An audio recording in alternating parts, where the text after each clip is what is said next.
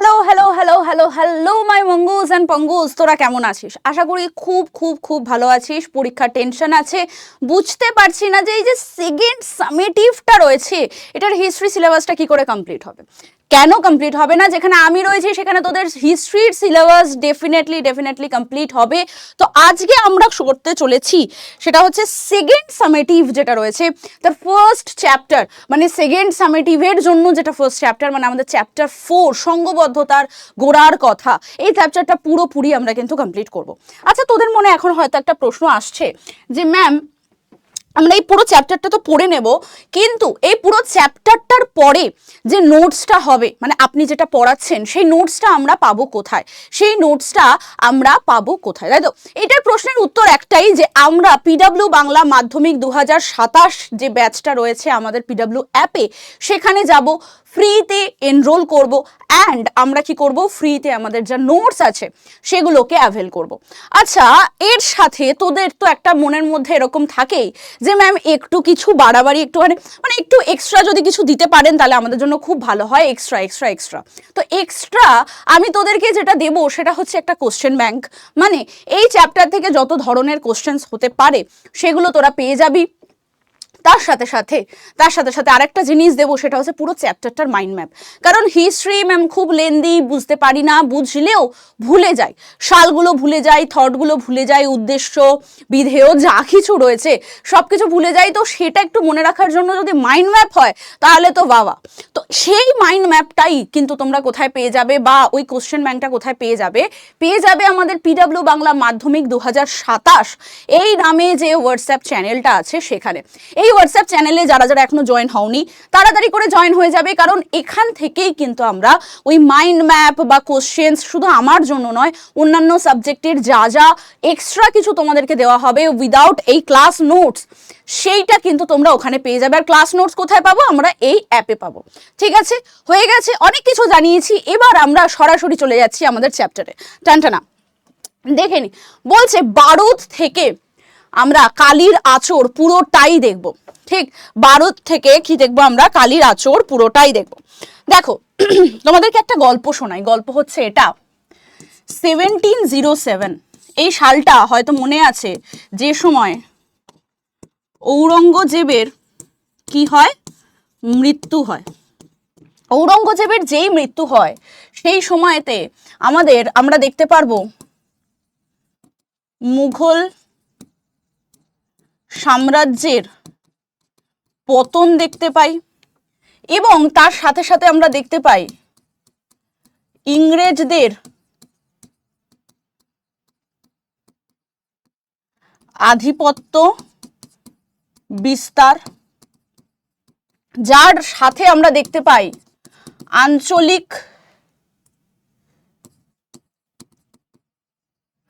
শক্তির উত্থানও। তাই তো? আমরা আঞ্চলিক শক্তির উত্থান হিসেবে বাংলা, অযোধ্যা, এগুলো আমরা কোন ক্লাসে পড়েছি? এগুলো আমরা পড়েছি আমাদের ক্লাস 8-এ, তাই তো? আমরা 1707-এ যখন দেখলাম ঔরঙ্গজেব মারা গেলেন, তারপরে মুঘল সাম্রাজ্য কি হচ্ছে? আমাদের পতন হতে শুরু করছে। তার কারণ কেন হলো, কি হলো, এগুলো আমরা সব ক্লাস 8-এ পড়ে নিয়েছি। তারপরে আমরা দেখলাম যে আঞ্চলিক শক্তির উত্থান হচ্ছে, ইংরেজদের আধিপত্যটা ধীরে ধীরে কিভাবে বিস্তার পাচ্ছে, এগুলো কিন্তু আমরা সব দেখেছি। এরপর কি হলো? এরপর যেটা হলো, এই 1707-এর পরে আমরা দেখব 1757 যখন আসলো, 1757-এ আমাদের কি হলো? পলাশীর যুদ্ধ হলো। কি হলো? পলাশীর যুদ্ধ হলো। এই পলাশীর যুদ্ধের ফলে কি হলো? পলাশীর যুদ্ধের ফলে আমরা দেখব ইংরেজরা বাংলায় ও সমগ্র ভারতে সাম্রাজ্য বিস্তার করতে শুরু করে। তাই তো? ইংরেজরা কি করে? বাংলাতেই যে শুধু সাম্রাজ্য বিস্তার করছিল তা না, পুরো সমগ্র ভারতেই তাদের সাম্রাজ্য বিস্তার শুরু হয়ে যায়।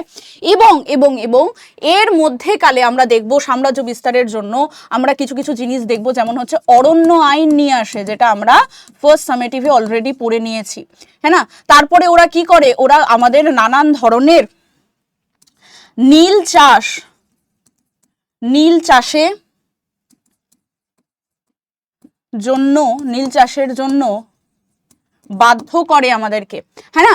তারপরে কিরকম নানান ধরনের অত্যাচার, তারপরে হচ্ছে শোষণ, এগুলো কি হয়ে যায়, বিস্তার পায়। তার সাথে সাথে আমরা দেখব আমাদের কি হচ্ছে, আমরা দেখব যে কর আদায় ধীরে ধীরে বাড়তে থাকে, হ্যাঁ না। এই সব কিছুর জন্য, এই সব কিছু যখন হলো, তার ফলাফল কি হলো, তার ফলাফল কি হলো, ফলাফল হিসেবে আমরা দেখব হয়েছিল আমাদের উপজাতি বিদ্রোহ। কি হয়েছিল, উপজাতি বিদ্রোহ, তাই তো। আমরা আবার দেখি 1757-তে পলাশীর যুদ্ধ হলো। এই পলাশীর যুদ্ধের পরে ইংরেজরা বাংলায় যেমন নিজেদের আধিপত্য বিস্তার করেছিল, সমগ্র ভারতে করতে শুরু করলো। এরপর ধীরে ধীরে যদি আমরা একটুখানি আরো এগিয়ে আসি, তাহলে আমরা দেখব ইংরেজরা পাশ্চাত্য শিক্ষার বিস্তার ঘটালো। আচ্ছা, এটা তো লিখলামই না, হ্যাঁ না। কি করলো, পাশ্চাত্য শিক্ষার বিস্তার ঘটলো, যেটা আমরা অলরেডি পড়ে নিয়েছি যে Calcutta medical college, Calcutta university, এগুলো সব তৈরি হলো, ইংরেজি শিক্ষা তৈরি হলো, হ্যাঁ না, আধুনিকরণ হলো আমাদের চিকিৎসা ব্যবস্থা, সবকিছু আমরা জেনেছি। তারপরে কি আসলো, আমাদের অরণ্য আইন নিয়ে আসলো, নীল চাষের জন্য কি করলো, বাধ্য করতে শুরু করলো। এই অরণ্য আইন, নীল চাষের জন্য বাধ্যের জন্য কি হলো, শ্রমিক শ্রেণী বা কৃষক শ্রেণীর মধ্যে একটা অসন্তোষের সৃষ্টি হলো। তারপরে তাছাড়াও কি করছিল, অত্যাচার বাড়াচ্ছিল, প্রচুর প্রচুর বেশি করে শোষণ করা শুরু করেছিল, কর আদায় এত বাড়িয়ে দিয়েছিল যে মানুষ আর সহ্য না করতে পেরে কি করলো, তার ফলাফল হিসেবে আসলো আমাদের উপজাতি বিদ্রোহ। এই সব কিছু যখন হয়ে গেছে, তারপরে তারপরে কিন্তু মানুষ চুপচাপ থাকেনি, আমাদের ভারতীয়রা চুপচাপ থাকেনি। 1857 যখন আসলো, 1857 যখন আসলো, তখন আমাদের কি হলো, তখন আমাদের হলো সিপাহী বিদ্রোহ। কি হলো, সিপাহী বিদ্রোহ, যেটাকে কি বলা হয়, মহাবিদ্রোহ।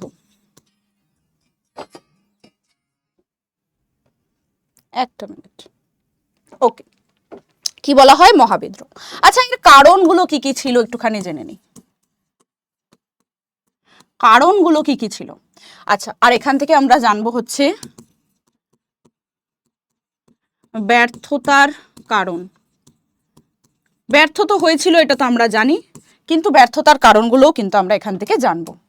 একটা স্লাইডেই আমরা বুঝে নিই, তারপরে জিনিসগুলো আস্তে আস্তে এগোবো। কারণ কি কি ছিল, ফার্স্ট কারণ ছিল হচ্ছে আমাদের কার্তুজে গরু ও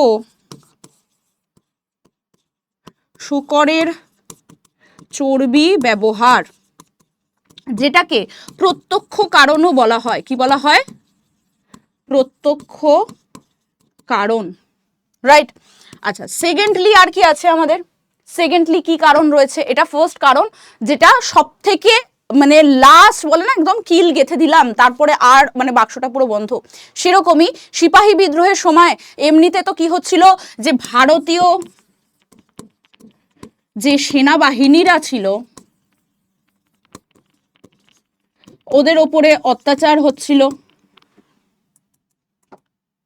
ওদের ওপরে কি হচ্ছিল, অত্যাচার হচ্ছিল, হ্যাঁ না।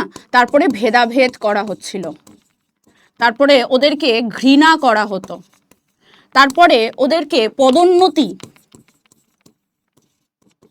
দেওয়া হতো না, হ্যাঁ না। তারপরে ওদের বেতন ছিল খুবই কম। এই সব কিছুর জন্য যে ভারতীয় সেনাবাহিনী ছিল, তারা তো খুবই খুবই রেগে থাকতো, তারা তো খুবই বেশি অসন্তোষ জ্ঞাপন করতো। কিন্তু যখন ওরা জানতে পারলো যে এই যে কার্তুজ, যেটাকে আমাদের মুখ থেকে এরকম করে কেটে কি করতে হবে, আমাদেরকে ভরতে হবে আমাদের বন্দুকে, তারপরে ওই গুলিটা আমরা করতে পারবো, সেটার মধ্যে গরু ও শূকরের চর্বি ব্যবহার হচ্ছে। আচ্ছা, গরু আর শূকরের চর্বি ব্যবহারের যে ব্যাপারটা, সেটাতে আরো বেশি কেন মানুষ রেগে গেছিল, তার কারণ হচ্ছে এখানে ধর্মীয় আঘাত হলো। কি হলো, আমাদের ধর্মীয় আঘাত করা হলো। আর ভারতীয় মানেই হচ্ছে ধর্মের কিন্তু ওপরে একটা আলাদাই বিশ্বাস, একটা আলাদাই কি রয়েছে, ভালোবাসা। সেই ধর্মের ওপরে যদি তুমি আঘাত করো তাহলে কিন্তু তোমাকে ছেড়ে কথা বলবে না। আর যার জন্য শুরু হলো আমাদের সিপাহী বিদ্রোহ। আচ্ছা, এই সিপাহী বিদ্রোহটা যখন হলো, অনেকটা ছড়ালো, অনেক কিছু হলো, হ্যাঁ না, ঝাঁসির রানী লক্ষ্মীবাই আসলো, কানপুর থেকে তাতিয়া টোপি, হ্যাঁ না, নানা সাহেব সবাই আসলো। এই সময় আমাদের কোন মুঘল সম্রাট কে ছিল? মুঘল সম্রাট ছিল হচ্ছে দ্বিতীয় বাহাদুর শাহ। এই কোশ্চেনটা কিন্তু আসে যে আমাদের যখন সিপাহী বিদ্রোহ হলো তাতে সেই সময় মুঘল সম্রাট কে ছিলেন? মুঘল সম্রাট ছিলেন দ্বিতীয় বাহাদুর শাহ।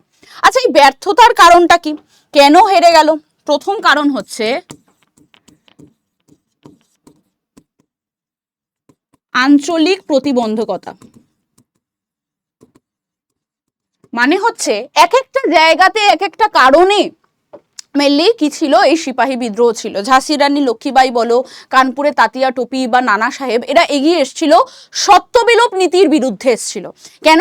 কারণ তাদেরকে কি করা হতো তখনকার সত্যবিলোপ নীতিটা কি ছিল, যেটা লর্ড ডালহৌসি শুরু করেছিলেন, সেটার কারণটাই এটা ছিল যে যদি তুমি রাজা হিসেবে তোমার নিজের কোনো পুত্র সন্তান না থাকে তাহলে তুমি দত্তক নিলেও তার কাছে কিন্তু এই যে পুরো সাম্রাজ্য ট্রান্সফার হবে না, ওটা আমরা নিয়ে নেবো।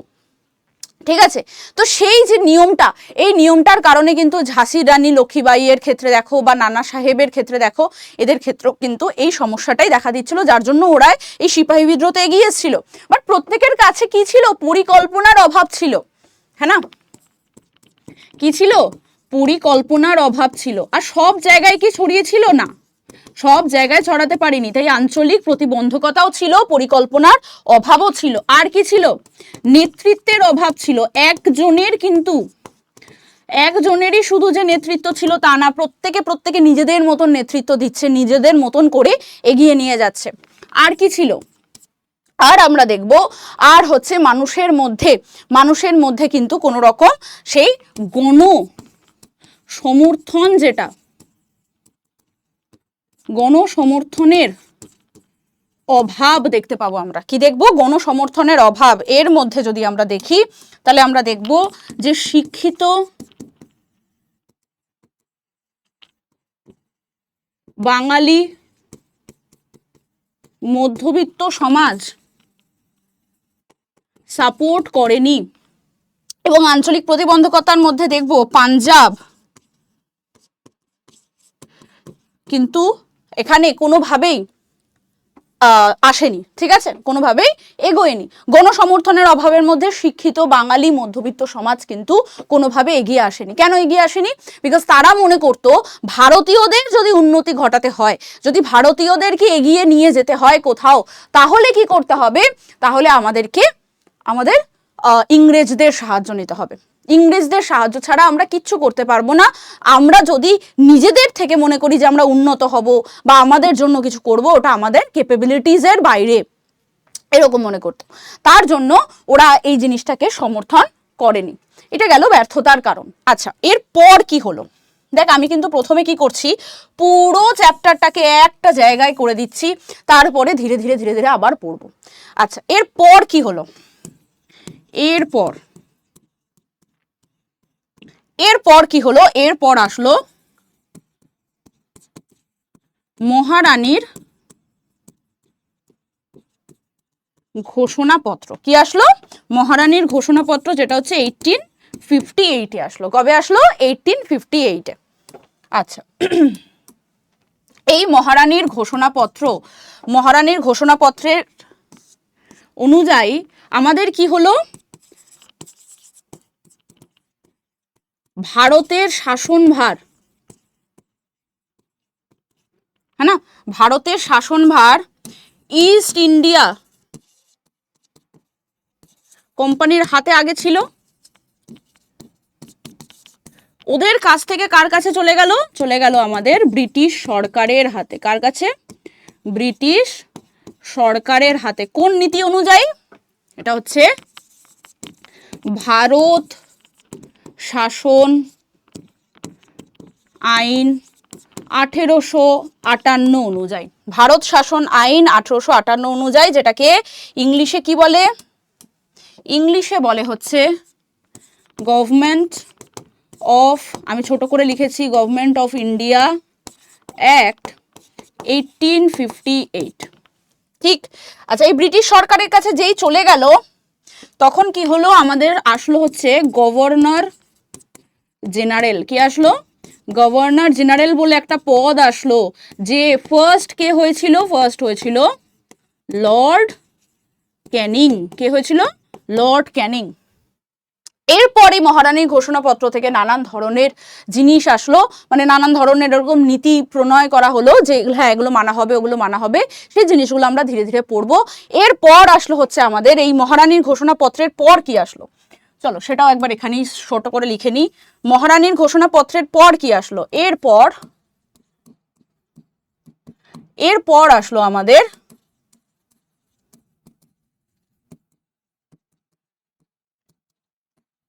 সভা সমিতির যুগ। কি আসলো? সভা সমিতির যুগ। এই দেখো, সভা সমিতির যুগ, তাই তো? এই সভা সমিতির যুগে আমরা অনেক কিছু দেখব। তারপর কি আসলো? তারও পর কি আসলো? লেখায় ও রেখায় জাতীয়তাবোধের প্রসার ঘটতে শুরু করলো। হ্যাঁ না? কি করলো? লেখায় ও রেখায় জাতীয়তাবোধের কি করলো? প্রসার ঘটতে শুরু করলো। তার মানে আমরা পুরো একটা পেজের মধ্যে পুরো জিনিসটাকে নিয়ে চলে এসেছি। 1707 ঔরঙ্গজেবের মৃত্যু হলো। তারপরে 50 বছর পরে কি আসলো আমাদের? 1757-তে আসলো পলাশির যুদ্ধ। এই 50 বছরের মধ্যে কি কি হয়েছিল? মুঘল সাম্রাজ্যের পতন, আঞ্চলিক শক্তির উত্থান, ইংরেজদের আধিপত্য বিস্তার, সবকিছু হয়ে গেছে।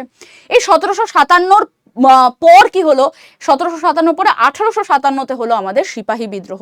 আচ্ছা, এই সিপাহী বিদ্রোহ এই যে মাঝখানে যে 100 বছর, এগুলোকে একটু সুন্দর করে লিখে দিতে হবে। এখানে হচ্ছে 50 ইয়ার্স আর এটা হচ্ছে 100 ইয়ার্স। এই 100 বছরের মধ্যে কি কি হলো? 100 বছরের মধ্যে আমরা দেখবো প্রথমে তো ইংরেজরা বাংলায় আধিপত্য বিস্তার করতে শুরু করলো। হ্যাঁ না? ডুয়েল গভর্নমেন্ট নিয়ে আসলো, দ্বৈত শাসন, যেটা আমরা পড়েছিলাম। হ্যাঁ না? তারপরে কি হলো? আমাদের সমগ্র ভারতে কি করলো? প্রথমে তো অর্থনৈতিকভাবে, হ্যাঁ না, দেওয়ানি রাইট যেটা ছিল, সেখান থেকে ধীরে ধীরে পুরোপুরি সাম্রাজ্য বিস্তার করতে শুরু করলো। তারপরে পাশ্চাত্য শিক্ষার বিস্তার হলো। তারপরে অরণ্য আইন আনলো এবং আমরা কি করলো? চিরস্থায়ী বন্দোবস্ত করলো যে জমিদার যে রয়েছে তার ছেলেই জমিদার, তার ছেলেই জমিদার, তার ছেলেই জমিদার, এই যে পুরো জমিটা এটা এদের আন্ডারেই থাকবে, অন্য কোনো মালিকানা হবে না। মানে মালিকানাটাকে পুরোপুরি ফিক্স করে দিল। সেটা নিয়েও সমস্যা হলো। তারপরে নীল চাষের জন্য বাধ্য করতে শুরু করলো, নানান ধরনের অত্যাচার শোষণ করতে শুরু করলো এবং করটা অতিরিক্ত আদায় করতে শুরু করে দিল। এই সব কিছুর ফলে কি হলো? আমাদের উপজাতি বিদ্রোহগুলো আমরা দেখতে পেয়েছি, যেখানে আমরা অপারেশন লুঙ্গি পড়ে নিয়েছি। রাইট? হয়ে গেছে। এটার ফলে কি হলো? যখন উপজাতি বিদ্রোহ হলো, কিছুটা সাকসেস তো পেয়েছিল, কিছুটা পায়নি, কিন্তু সেই জিনিসটা কিন্তু মানুষের মধ্যে থেকে গেছিল। এরপর যে একটুখানি শিথিল হলো ঠিক কথা, তবে মানুষ কিন্তু দেখতে শুরু করলো এবার যখন সেনাবাহিনীতে চলে গেল। এই যে ভারতীয় সেনাবাহিনীরা, এদের সাথে কিন্তু নানান ধরনের অত্যাচার করা হলো, ভেদাভেদ করা হলো। হ্যাঁ না? তখন প্রমোশনের ক্ষেত্রে যখন আসছে, পদোন্নতির ব্যাপার আসছে, তখন কিন্তু ভারতীয়দেরকে দেওয়া হচ্ছে না, বেতন এদেরকে কম দেওয়া হচ্ছে, ফেসিলিটিস এদেরকে কম দেওয়া হচ্ছে, মানে এখানে ভেদাভেদ করা হচ্ছে। এই সব কিছু জিনিস, ওদেরকে ঘৃণা করা হতো, এই সব কিছু জিনিস কিন্তু ভারতীয় সেনাবাহিনীদের মনে ধীরে ধীরে অসন্তোষের সৃষ্টি করছিলই।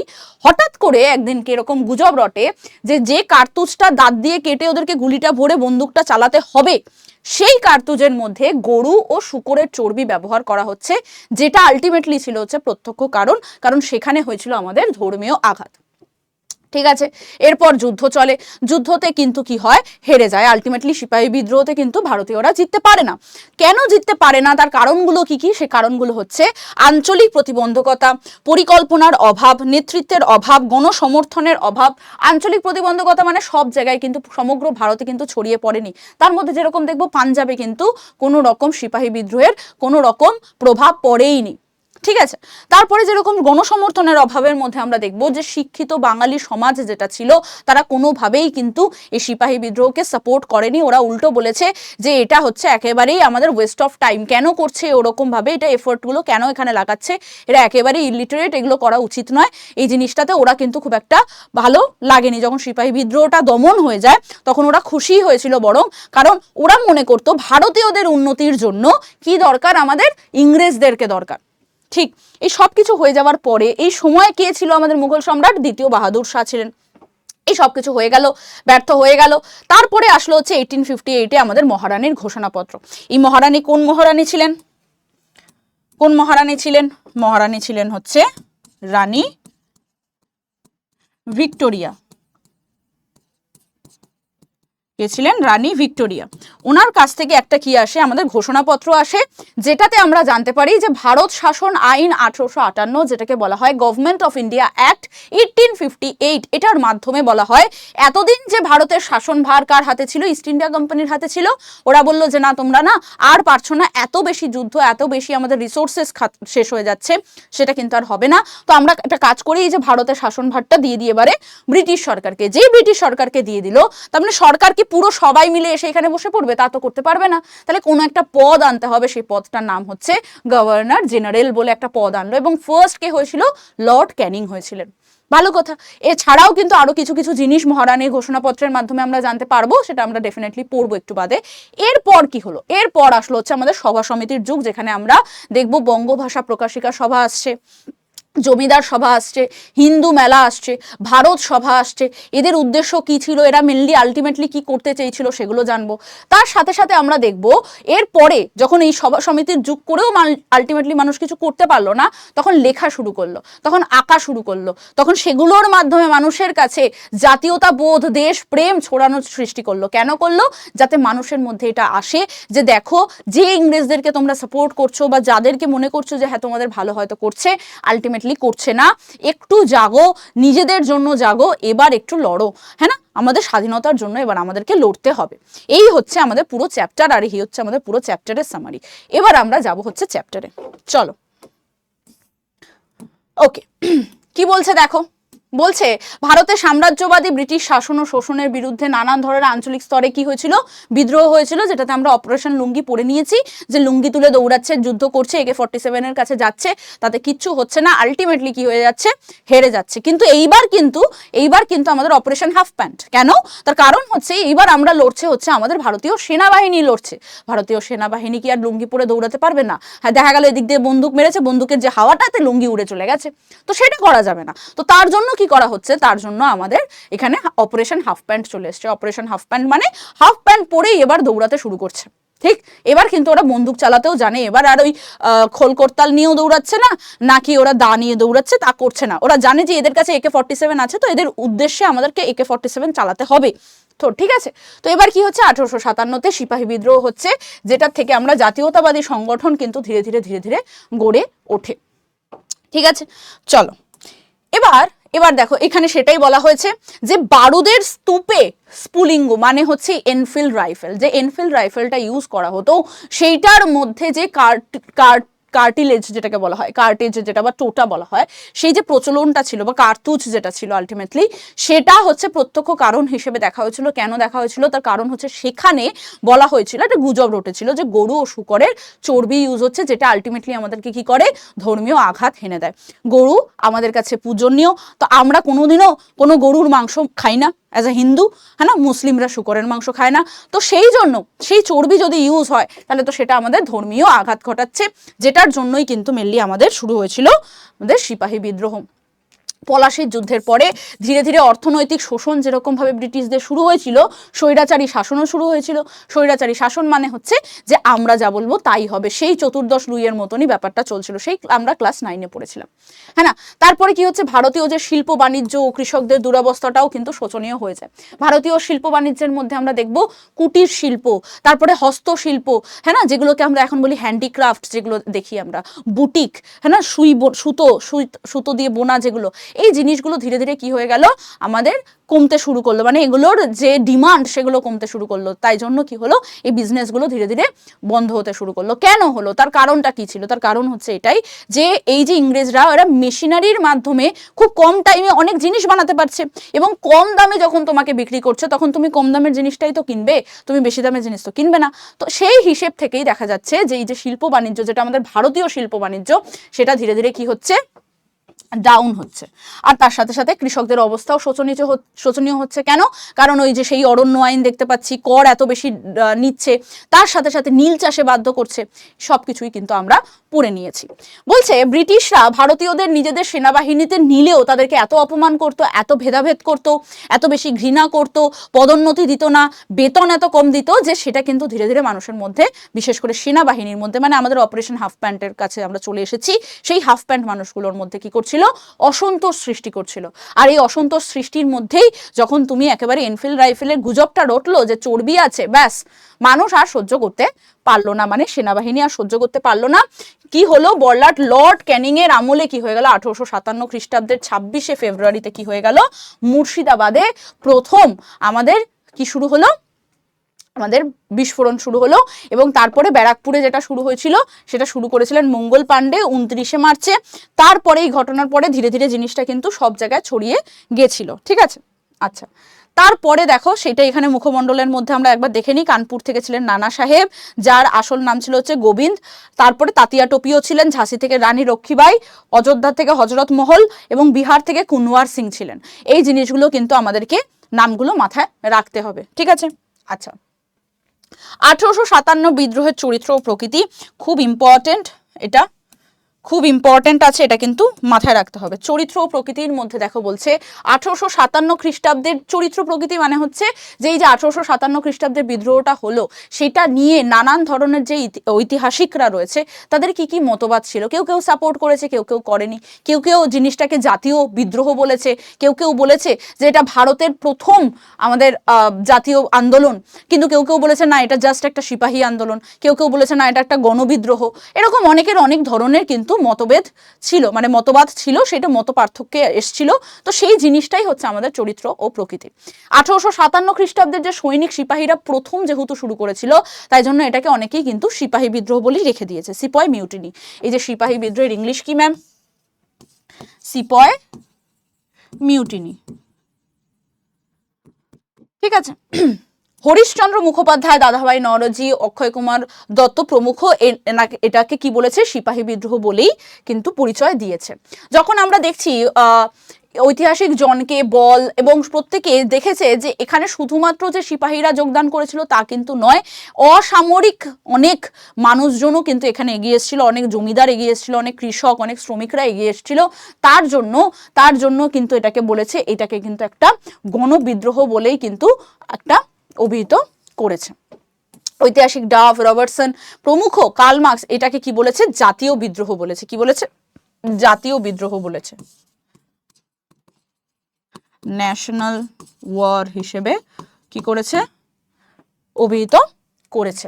তাছাড়াও যেহেতু এখানে আমরা বললাম যেটা অসামরিক লোকজন, মানে যারা সেনাবাহিনীর মধ্যে নেই এরকম ধরনের মানুষজন, তারপরে জমিদার শ্রেণীর মানুষজনও সক্রিয় হয়েছিল, তাই অনেকে এটাকে ভারতের প্রথম স্বাধীনতা যুদ্ধ বলেছে, যেটা হচ্ছে কি ফার্স্ট ওয়ার অফ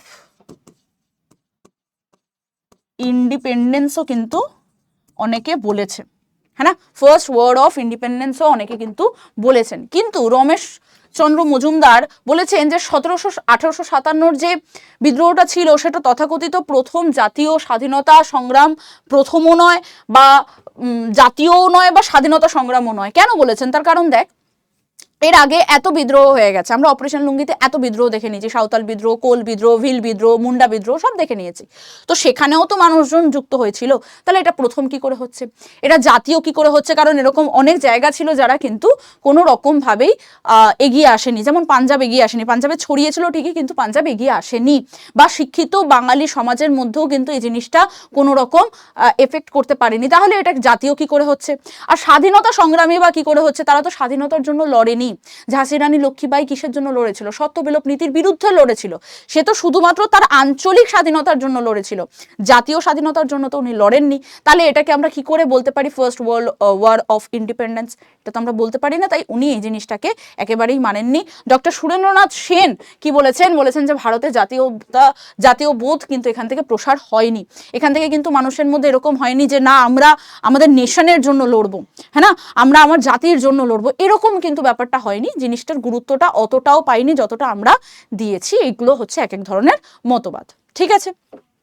চলো এরপর কি বলছে দেখো, বলছে যে এই যে 1857 যে বিদ্রোহটা হয়েছিল, সিপাহী বিদ্রোহটা, এটা ছিল হচ্ছে ব্রিটিশ শাসনের বিরুদ্ধে একটা বহিঃপ্রকাশ, ঠিক আছে?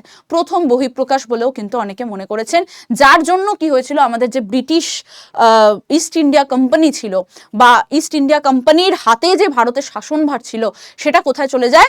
ট্রান্সফার হয়ে চলে যায় আমাদের ব্রিটিশ সরকারের হাতে। আর যেটাই আসে আমাদের কার মাধ্যমে আসে? হচ্ছে আমাদের মহারানী ভিক্টোরিয়ার মাধ্যমে আসে, হ্যাঁ না? দেখে নাও এখানে এই যে এটা চার্টের মধ্যে করে দিয়ে দিয়েছি যাতে তোমাদের বুঝতে খুব সুবিধা না হয়। এখানে দেখতে পাচ্ছ যে সিপাহী বিদ্রোহ কারা বলেছিলেন, কি যুক্তি দিয়েছিলেন, জাতীয় গণবিদ্রোহ কারা বলেছিলেন, কি যুক্তি দিয়েছিলেন, আর সামন্ত শ্রেণীর বিদ্রোহ কারা বলেছিলেন আর কি যুক্তি দিয়েছিলেন, সেটা কিন্তু একেবারে পুরো চার্ট করে দিয়ে দিয়েছি। এরকম চার্ট করে ডেফিনেটলি হিস্ট্রিতে লিখবো না, বাট এই জিনিসগুলো পয়েন্ট করে আমরা সুন্দর করে লিখে আসতে পারবো, রাইট? ওকে, আচ্ছা এক সেকেন্ড দাঁড়াও। এবার আমরা দেখব হচ্ছে এই যে 1857 যে বিদ্রোহটা হলো, এটার পরে কি হলো? এটার পরে আমরা দেখব 1857 বিদ্রোহর পরে মেনলি যেটা হয়েছিল সেটা হচ্ছে আমাদের ভারতের যে শাসনভারটা ছিল, ভারতের শাসনভারটা কার হাত থেকে কার হাতে চলে গেল? ইস্ট ইন্ডিয়া কোম্পানির হাত থেকে চলে গেল আমাদের ব্রিটিশ সরকারের হাতে চলে গেল। এইটাই হলো কার মাধ্যমে? হলো হচ্ছে আমাদের মহারানীর ঘোষণাপত্রের মাধ্যমে। আর কেন ব্যর্থ হয়েছিল সেটা আমরা অলরেডি পড়ে নিয়েছি, তাই তো? কেন ব্যর্থ হয়েছিল? আঞ্চলিক প্রতিবন্ধকতা ছিল, কারণ পাঞ্জাবের ছড়ানো সত্ত্বেও কিন্তু পাঞ্জাব এগিয়ে আসেনি, হ্যাঁ না? তারপরে গণসমর্থনের অভাব ছিল, যার জন্য আমরা একটু বাদেই পড়বো যে এই যে 1857 যে সিপাহী বিদ্রোহ বা মহাবিদ্রোহটাকে বাঙালির শিক্ষিত সমাজ কিন্তু কোনোভাবেই এটাকে সমর্থন করেনি। তারপরে আমরা দেখব পরিকল্পনার অভাব ছিল, কোনো প্ল্যানিং সেই অর্থে ছিল না, নেতৃত্বের অভাব ছিল, সেরকম কোনো একটা স্ট্রং নেতৃত্ব কিন্তু ওখানে ছিল না। আর এই সব কিছুর জন্য কি হয়েছিল? এই সব কিছুর জন্য আমরা দেখব সিপাহী বিদ্রোহ ব্যর্থ হয়েছিল।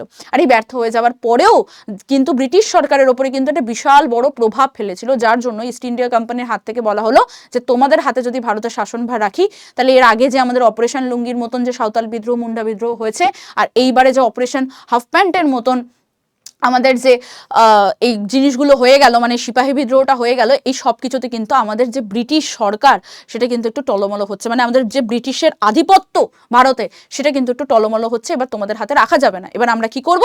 এবার আমরা যেটা করব সেটা হচ্ছে তোমাদের হাত থেকে নিয়ে এবার আমরা নিয়ে নেব। অনেক কঠোর দমনমূলক নীতি নেওয়া হলো, হ্যাঁ না? তারপরে বিদ্রোহী নেতাদের উপরে নির্মম অত্যাচার করেই কিন্তু আমাদের 1857 যে বিদ্রোহটা ছিল সেটাকে থামানো গেল। কিন্তু থামানোর পরে কি করলো? সেম জিনিস যেটা আবার বলছি, ব্রিটিশ পার্লামেন্ট ভারতের ইস্ট ইন্ডিয়া কোম্পানির হাত থেকে নিয়ে নিল নিজেদের হাতে, এবং যে আইনটা আনলো সেই আইনটার নাম কি? ভারত শাসন আইন, বা যেটাকে ইংলিশে কি বলা হয়, এখানে লিখছি, government of India act 1858। Government of India act 1858 আসলো। এটা কে আনলো? এই আইনটা আনলো হচ্ছে মহারানী ভিক্টোরিয়া, নিজের হাতেই ভারতের শাসনভারটা তুলে নিলেন, বললেন এবার থেকে আমি নেব, মানে একটা জাস্ট পত্র, ঠিক আছে? এবং প্রথম গভর্নর জেনারেল হয়ে গেলেন কে? লর্ড ক্যানিং। কে হয়ে গেলেন? লর্ড ক্যানিং। এই ঘোষণাপত্রের মাধ্যমে বা এই মহারানীর ঘোষণাপত্রে আরো অনেক কিছু বলা হয়েছিল, অনেক ধরনের নীতি ও আদর্শ বলা হয়েছিল। সেগুলো কি কি? ফার্স্ট বলেছিল যে ভারতীয়দের যে নানান ধরনের সামাজিক ও ধর্মীয় বিষয়গুলো রয়েছে এতে আমরা হস্তক্ষেপ করব না, কোনো রকম ভাবেই কিন্তু আমরা ইন্টারাপ্ট করব না, কোনো রকম ভাবেই আমরা মানে বলবো না যে এটা করুন ওটা করুন, এইসব কিছু হবে না, ঠিক আছে? আপনারা আপনাদের মতন ধর্ম পালন করুন, আপনাদের মতন যে আপনাদের যে সোশ্যাল নর্মস আছে, মানে সামাজিক যে ধরনেরই নিয়ম কানুন আপনারা মানছেন মানুন, আমরা কিছু বলবো না। বাট সেটা কিন্তু আলটিমেটলি হয়নি, ঠিক আছে? সেই জিনিসটা হয়নি। এবার হ্যাঁ, এটা বলেছিল, বলার কথা বলেছিল। ঠিক কেন বলেছে এইটা আনার কারণটা কি? তার কারণ হচ্ছে আমাদের যে প্রত্যক্ষ কারণ ছিল সিপাহী বিদ্রোহের, ওই গরু আর শূকরের চর্বির ব্যবহার, এই জিনিসটাই তো মেনলি আমাদের সিপাহী বিদ্রোহটাকে নিয়ে আসলো। তো তার জন্য বলা হলো যে ধর্মীয় বিষয়ে আমরা কোনো রকম হস্তক্ষেপ করব না। তারপরে বললো সত্যবিলোপ নীতি এবার প্রত্যাহার করা হবে, যেটা স্টার্ট করেছিল কে? লর্ড ডালহৌসি স্টার্ট করেছিল। তোদের জন্য কোশ্চেন থাকলো, ফার্স্ট কোশ্চেন নাম্বার 1, যে সত্য বিলোপ নীতি কবে প্রবর্তন হয়? যখন এই ভিডিওটা দেখছিস এবং এই ভিডিওটার সাথে সাথে তোরা এই কোশ্চেনটা পাচ্ছিস, সঙ্গে সঙ্গে যেন কমেন্টটা চলে আসে ম্যাম এটা একদম অ্যান্সার করবি, ঠিক আছে? এটা হলো তোদের কোশ্চেন নাম্বার 1। এরকম ভাবে কিন্তু আমি কোশ্চেন দিতে থাকবো, ঠিক আছে? আর যদি অ্যান্সার আমি ঠিকঠাক পাই তবেই তোমাদের ওই মাইন্ড ম্যাপ আর তবেই তোমাদের ওই কোশ্চেন ব্যাংক আমি দেবো, না তো আমি দেবো না, ঠিক? আচ্ছা, কেন মাইন্ড ম্যাপ পাওয়ার জন্য আর আমাদের তোমার ওই নোটসটা পাওয়ার জন্য একটা কমেন্ট কিন্তু তোমাদেরকে করতে হবে। সেই কমেন্টটা কি? Operation half pant. কি? Operation half pant. এই কমেন্টটা আসলে আমি বুঝতে পারবো যে তোমাদের মাইন্ড ম্যাপ আর আমাদের এই চ্যাপ্টার অনুযায়ী যা যা কোশ্চেন্স হতে পারে সেগুলো তোমাদের চাই, ঠিক আছে? ওকে, তারপরে কি বললো? দেশীয় রাজারা দত্তক নিতে পারবে। সত্যবিলোপ নীতি যখন তুলেই নিচ্ছে তার মানে কি হচ্ছে? সত্যবিলোপ নীতিতে কি ছিল? যে দত্তক নিলে তাদেরকে আমরা রাজা হিসেবে মানবো না, তো তোমার পুরো সম্পত্তি আমাদের ব্রিটিশের অধীনে আসবে, এটাই ছিল। তো সত্যবিলোপ নীতি যখন তুলে নিচ্ছে তখন দত্তক নিতে দেবে না কেন? দিচ্ছে। আচ্ছা, তারপরে বলছে কি? আরো জানানো হলো যে ব্রিটিশ সরকার সাম্রাজ্য বিস্তারে আর আগ্রহী নয়। এরকম কোনো ব্যাপার ছিল না, অলরেডি এত বেশি সাম্রাজ্য বিস্তার করে নিয়েছে, এবার ওটাকে সামলাবে। ওটার থেকে ধীরে ধীরে ওরা ডেফিনেটলি সাম্রাজ্য বিস্তার করেছিল, মানে ওইভাবে না যেভাবে আগে করছিল, মানে যুদ্ধ করে বা এরকম নীতি এনে আর কিছু করছিল না, যেটা ওদের আন্ডারে ছিল সেটাকেই এবার ওরা কি করছিল? চালনা করছিল। তারপরে বলল জাতি ধর্ম বর্ণ এই সব দেখে কিন্তু আর কোনো রকম ভাবে আমাদের ভারতীয়দেরকে চাকরি দেওয়া হবে না। কি বিশেষে চাকরি দেওয়া হবে? চাকরি দেওয়া হবে হচ্ছে যোগ্যতার বিশেষে। এই যে আমরা এখন দেখি আইএএস আইপিএসরা হচ্ছে, এরা কিসের বিশেষে হচ্ছে? যোগ্যতার ভিত্তিতে হচ্ছে। এই যোগ্যতার ভিত্তিতে কিন্তু তখনও হতো, ওটাকে বলা হতো আইসিএস, ইন্ডিয়ান সিভিল সার্ভিস, ঠিক আছে? তো সেখানেও কিন্তু যোগ্যতার ভিত্তিতেই চাকরি পাওয়া হতো, যেটা এখনো পাওয়া হয়, এখন সেটাকে বলা হয় ইউপিএসসি সিএসসি। আচ্ছা, তারপরে বলছে দেশীয় রাজ্যের সঙ্গে যা চুক্তি হয়েছে তা সরকার মেনে চলবে। দেশীয় রাজ্য মানে যারা ব্রিটিশের অধীনে আসেনি কিন্তু ব্রিটিশদের এগেনস্টেও যায়নি, তাদেরকে দেশীয় রাজ্য বলে। যেমন তখন আমরা যখন স্বাধীনতা পাই, আমাদের 1947-এ যখন আমরা স্বাধীনতা করছি 15 অগস্টে, সেই সময় দাঁড়িয়ে কি হয়েছিল? আমাদের কাশ্মীর কিন্তু ছিল হচ্ছে আমাদের দেশীয় রাজ্য, হায়দ্রাবাদ ছিল হচ্ছে আমাদের দেশীয় রাজ্য। হায়দ্রাবাদ আসতে চাইছিল না, তার জন্য অপারেশন পোলো করা হয়েছিল, সেটা আমরা পড়বো পরবর্তীকালে। কাশ্মীর প্রথমে বুঝতে পারছিল না কার কাছে আসবে, সেখানেও কিন্তু কি করা হয়? সেখানেও কিন্তু বলা হয় পরবর্তীকালে কাশ্মীরকে আমরা কোনোটাতেই রাখি না, কিছুটা জায়গা আমাদের এখনো রয়েছে, যেটাকে আমরা কি বলি? পিওকে, পাকিস্তান অকুপাইড কাশ্মীর, যেটা এখন আর নেই, যেটা আমাদের এখন আর বলি না, ওটা আমাদেরই আন্ডারে নিয়ে নিয়েছি। তো তখন আমাদের ওখানে আর্টিকেল 390 স্টার্ট হয়েছিল, যেটা এখন আমরা বিলোপ করে দিয়েছি, আমরা ওটা তুলে দিয়েছি, ওটা এখন আর নেই। বাট সেটা ছিল, সেটাতে ছিল মানে কি ছিল? যে আমাদের ওখানে কি চলবে? ওখানে কিন্তু মুসলিমদের যেহেতু বেশি প্রায়োরিটি ছিল, তাই ওখানে যে নিয়মগুলো হবে সেটা কিন্তু পুরো ভারতে মানা হয় না, মানে পুরো ভারতে যে নিয়ম মানা হতো সেটা কাশ্মীরে মানা হতো না। যাই হোক, এটা পলিটিক্যালি ব্যাপার হয়ে গেল। বাট দেশীয় রাজ্যের সাথে যা চুক্তি হয়েছে সেই চুক্তিটা মানা হবে, ততদিন পর্যন্তই কার্যকর থাকবে যতদিন পর্যন্ত এই ভারতীয়দের মধ্যে ক্ষোভ, মানে যতদিন পর্যন্ত ব্রিটিশ সরকার থাকছে। এই সব জিনিসগুলো কিন্তু আরো বেশি করে ভারতীয়দের মনে কি করলো? ক্ষোভের সৃষ্টি করলো। কি করলো? ক্ষোভের সৃষ্টি করলো। চলো, এখানে দেখো সেটাই লেখা রয়েছে, প্রতিশ্রুতি কি কি দিয়েছিল, বাস্তবতায় নিয়মগুলো শুধুমাত্র নিয়মই ছিল, কিচ্ছু মানা হয়নি। ভারতীয়দের কিন্তু আরো বেশি করে ক্ষোভের সৃষ্টি করেছিল। এটা সুন্দর করে একটা চার্টের মধ্যে আমরা দেখে নিলাম। আচ্ছা, এইবার আমরা দেখব 1857 যে বিদ্রোহটা হয়েছিল, সেখানে বাঙালি মধ্যবিত্ত সমাজ যেটা ছিল, শিক্ষিত বাঙালি মধ্যবিত্ত সমাজ যারা ছিল, তাদের কি মনোভাব ছিল?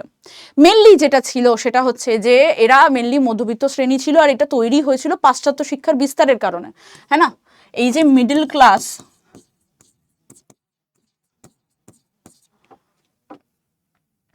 এই জিনিসটা তৈরি কখন হলো? যখন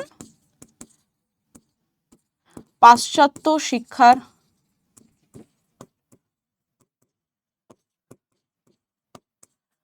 বিস্তারের ফলেই কিন্তু মেনলি আমাদের কি হয়েছিল, এই মিডিল ক্লাস এই টার্মটা বা আমরা এই ধরনের শ্রেণীটাকে জানতে পারলাম। তারপর বলছে 1857 খ্রিস্টাব্দের মহাবিদ্রোহকে যখন সব জায়গাতে সমর্থন করা হচ্ছে, এই একমাত্র শিক্ষিত বাঙালি আমাদের বুদ্ধিজীবী যারা রয়েছে তারা কিন্তু গুরুত্ব দেয়নি। তারা বলেছে না, এরকম কোনো ব্যাপার নেই। আর তারা চেয়েছিলই যে এই দেশকে যদি জাতীয় রাষ্ট্র হিসেবে আমাদেরকে পুনঃপ্রতিষ্ঠা করতে হয় বা আমাদেরকে যদি সেইভাবে উন্নত হতে হয় সবভাবে, তাহলে আমাদের ইংরেজদেরকে দরকার, ইংরেজ ছাড়া আমরা করতে পারবো না, এটা ছিল ওদের মনোভাব। আর কি ছিল, বরং তারা মনে করতো যে ব্রিটিশরাই পারে ভারতবর্ষকে এগিয়ে নিয়ে যেতে। এখন খুব রাগ হচ্ছে না এগুলো শুনে? ডেফিনেটলি রাগ হওয়া উচিত, রাগ কর। এবং তাদের দ্বারাই নাকি আমাদের উন্নতি হবে, আমাদের নাকি এমনি কোনো গতি নেই। এখন তো দেখা যাচ্ছে যে ব্রিটিশরা আমাদের কাছে এসে শিখছে যে উন্নতি কিভাবে করতে হয় লাইফে, তাই তো? এইভাবে জনসমর্থনের অভাবের কারণেও কিন্তু আমাদের এই বিদ্রোহ আমাদের হেরে গেছিল, যেটা আমরা ব্যর্থতার কারণে একটা কারণ হিসেবে দেখে নিয়েছি, তাই তো? আচ্ছা, দেখো এখানে শিক্ষিত বাঙালি সমাজের দূরত্বের মধ্যেও সুন্দর করে লেখা রয়েছে, বিদ্রোহী সামন্ত শ্রেণী যুদ্ধ করছে, তারা মনে করতো ব্রিটিশরাই পারে ভারতবর্ষকে এগিয়ে নিতে। তাদের ধারণা ছিল যে ভারতীয়রা, এটা ভারতীয়রা হবে,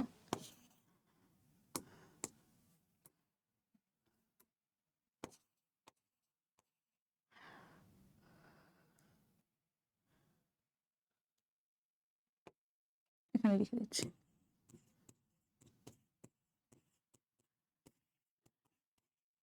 ভারতীয়রা সুশাসন প্রতিষ্ঠা করতে পারবে না। এই বিদ্রোহ দমনে শিক্ষিত সমাজ কিন্তু স্বস্তিবোধ করেছিল। এই যে হচ্ছে আমাদের শিক্ষিত সমাজ,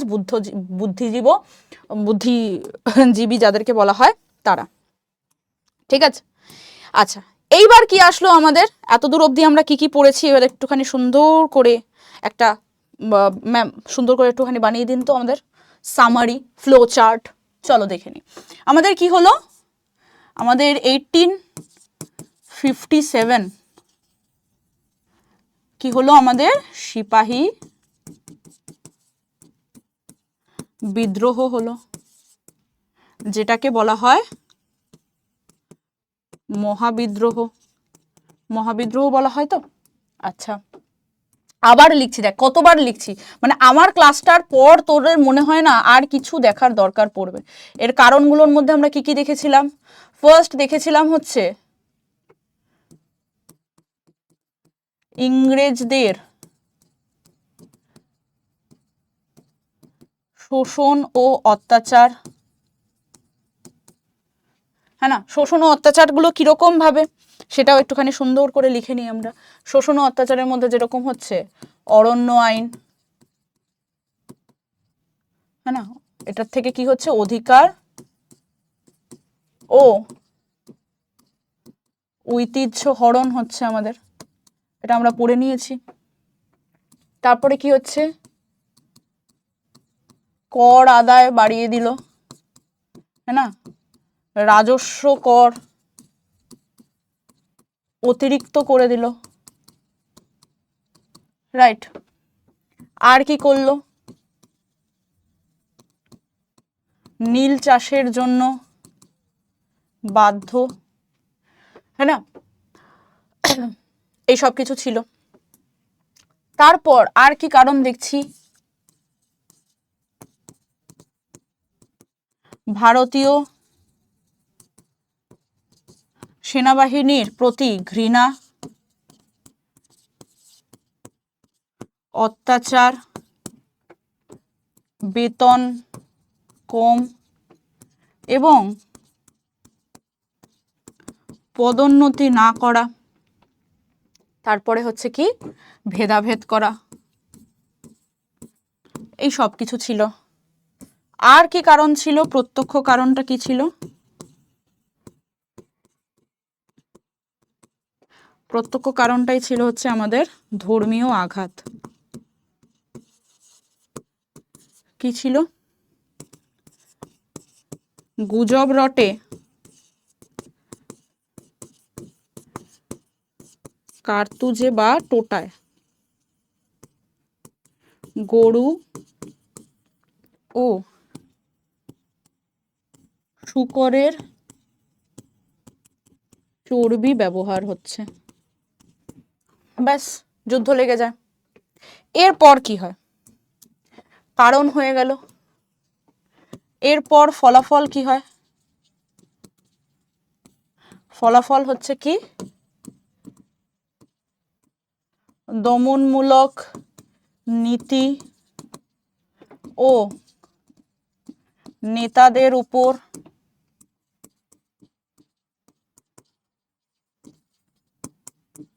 নির্মম অত্যাচার করে আলটিমেটলি কি হয়?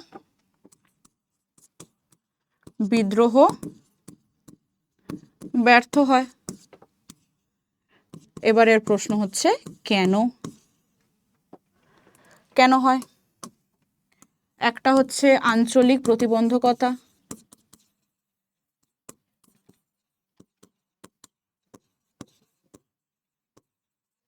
যার মধ্যে দেখব পাঞ্জাব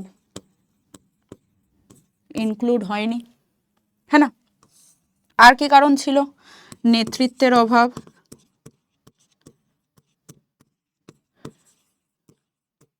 হ্যাঁ না?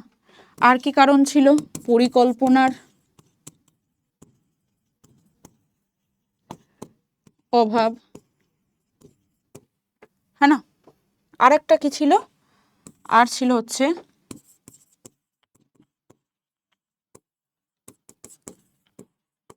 গণসমর্থনের অভাব, যার মধ্যে দেখব শিক্ষিত বাঙালি মধ্যবিত্ত সমাজ সমর্থন করেনি। এর কারণটাও এখানেই সুন্দর করে লিখে নি। কেন? কারণ এদের মতে কি, যে ব্রিটিশ ছাড়া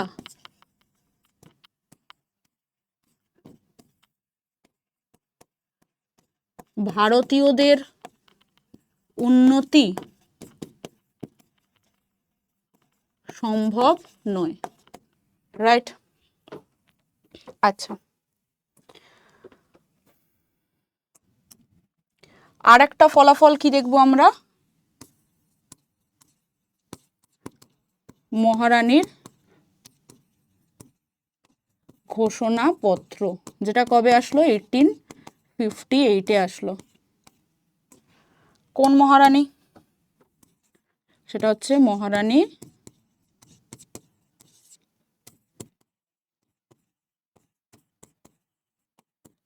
ভিক্টোরিয়া।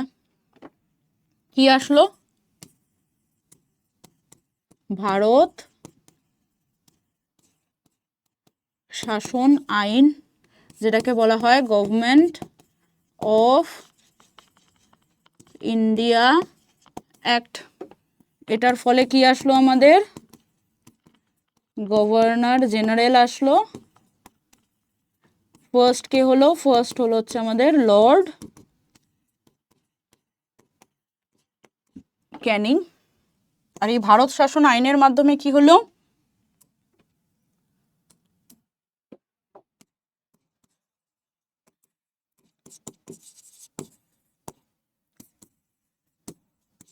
ইস্ট ইন্ডিয়া কোম্পানির হাত থেকে চলে গেল ব্রিটিশ সরকারের হাতে। কি চলে গেল?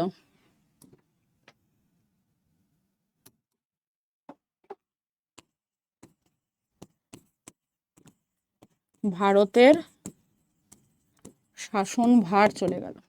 রাইট? দেখ, হয়ে গেল একটা পুরো চার্ট, হ্যাঁ না? একটা পুরো চার্ট হয়ে গেল। কি কি কারণ রয়েছে, তার ফলাফল কি রয়েছে, ব্যর্থতার কারণ কি রয়েছে, তারপরে মহারানী ঘোষণাপত্র, শিক্ষিত বাঙালি সমাজের কি মনোভাব, সব চলে এসছে। আচ্ছা, এটার জন্য আমাদের চরিত্র প্রকৃতিটা একবার একটুখানি এখানে লিখে নিই। এখান থেকে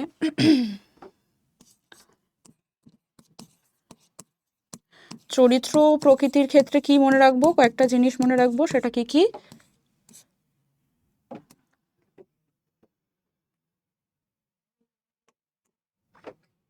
এক নম্বর মনে রাখবো, এটাকে জাতীয় বিদ্রোহ বলেছে অনেকে, অনেকে এটাকে গণবিদ্রোহ বলেছে, অনেকে এটাকে ভারতের প্রথম স্বাধীনতা সংগ্রাম বলেছে, আবার অনেকে এটাকে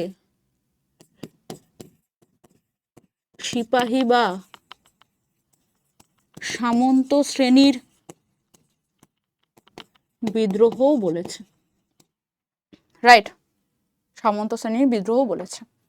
এটা হয়ে গেল এতদূর অবধি আমরা যেটা পড়েছিলাম সেটার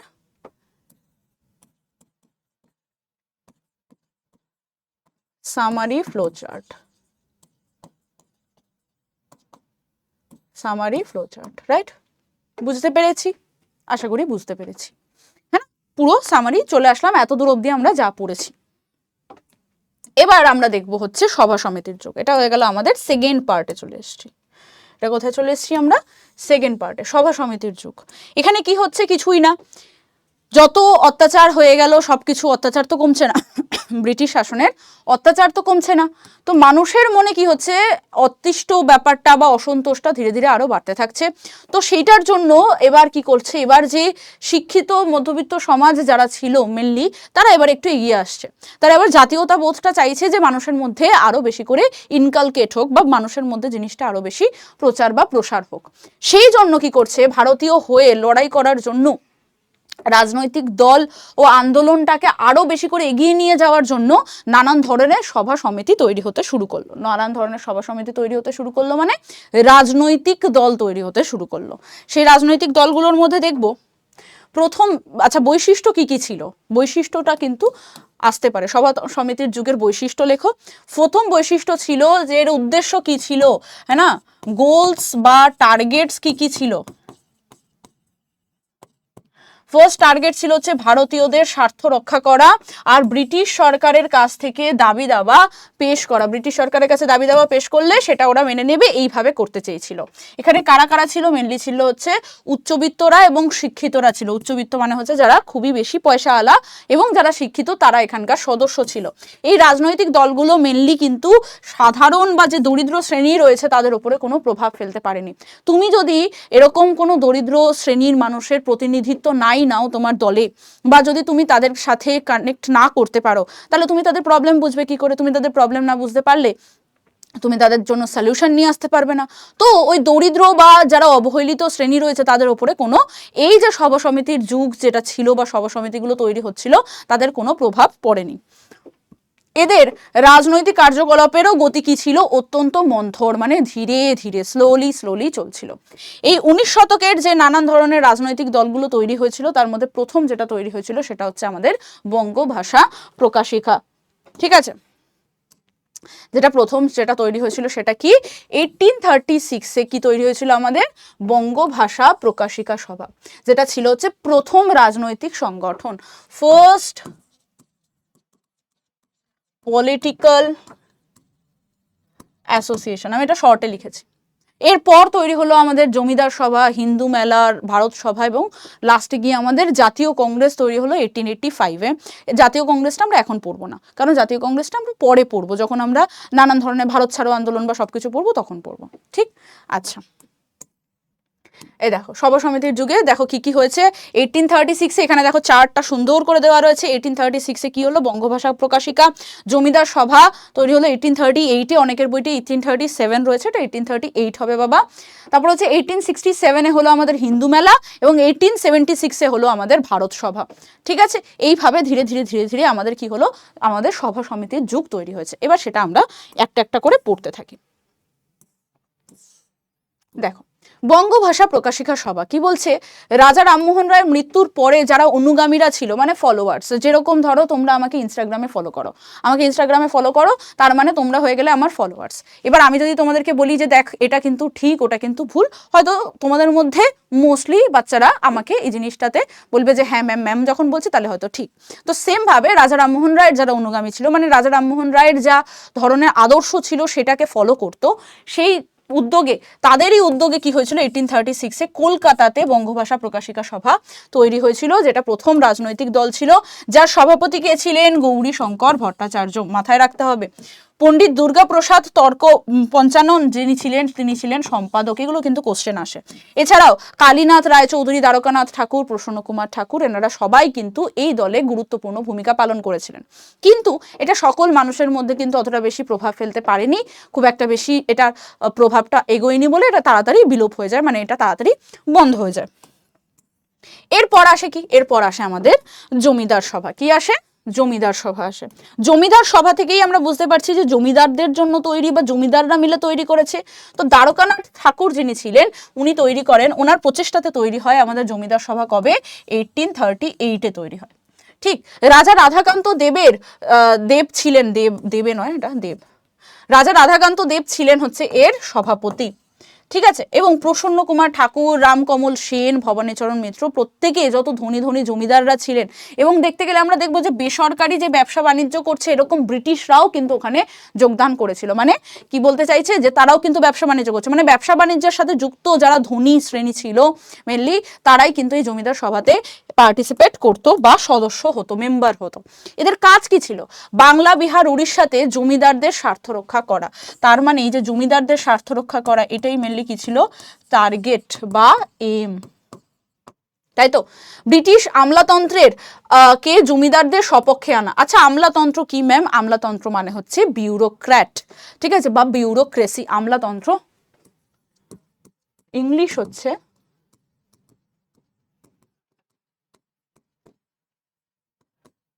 বিউরোক্রেসি। বিউরোক্রেসি মানে কি? আজকালকার যে আইএস আইপিএসরা রয়েছে এটা বিউরোক্র্যাট, এটা প্রত্যেকে বিউরোক্রেসির আন্ডারে রয়েছে।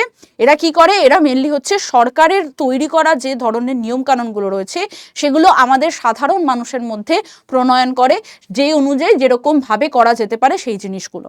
নিয়ম কানুনগুলো যখন বানানো হয় সেটাকে কি করা হবে? সেটাকে তো কার্যটাকে নির্বাহ করতে হবে। তো ওই যে শাসন নির্বাহী যারা রয়েছে, ঠিক আছে, ডেলি ডেলি যে কাজগুলো হচ্ছে সেগুলো যারা করে তাদেরকে বলা হয় আমলা, এবং এই পুরো সিস্টেমটাকে বলা হয় আমলাতন্ত্র। তো ব্রিটিশ আমলাতন্ত্রকেও কিন্তু জমিদারদের সপক্ষে আনাটাই ছিল হচ্ছে এদের প্রধান কাজ। ভারতে চিরস্থায়ী বন্দোবস্ত চালু করা। চিরস্থায়ী বন্দোবস্ত মানে কি হয়ে যাবে? জমিদারদের ওপরেই কি হয়ে যাবে? পার্মানেন্ট মালিকানা পেয়ে যাবে কোনো জমির। তো ওটা তো ওদের স্বার্থ, তো ওইটাই তো ওরা চাইছিল স্বার্থটাকে পূরণ করতে।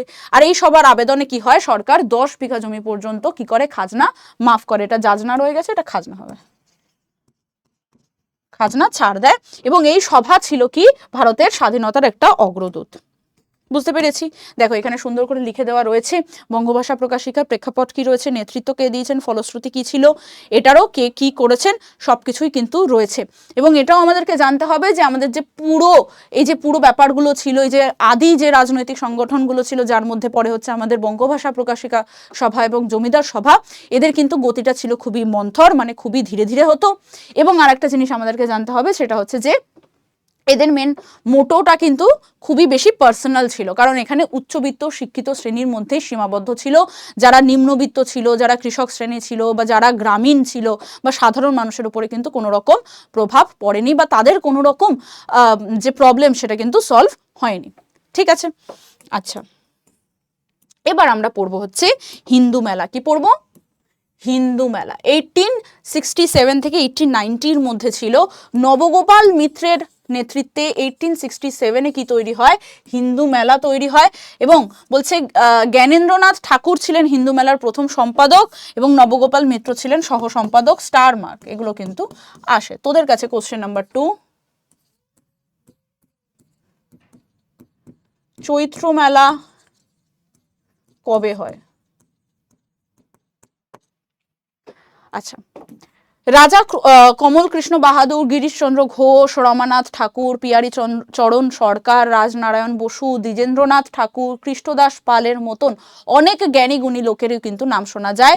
হিন্দু মেলার উদ্দেশ্যটা কি ছিল? সেম, এখানে চলে আসছি আমি এমসে। এম কি ছিল? সেটা হচ্ছে শিক্ষিত যে যুবক ছিল তাদের মধ্যে হিন্দু ধর্মের যে ঐতিহ্যটা বা গৌরবটা সেটাকে কি করা, সেটাকে এগিয়ে নিয়ে যাওয়া।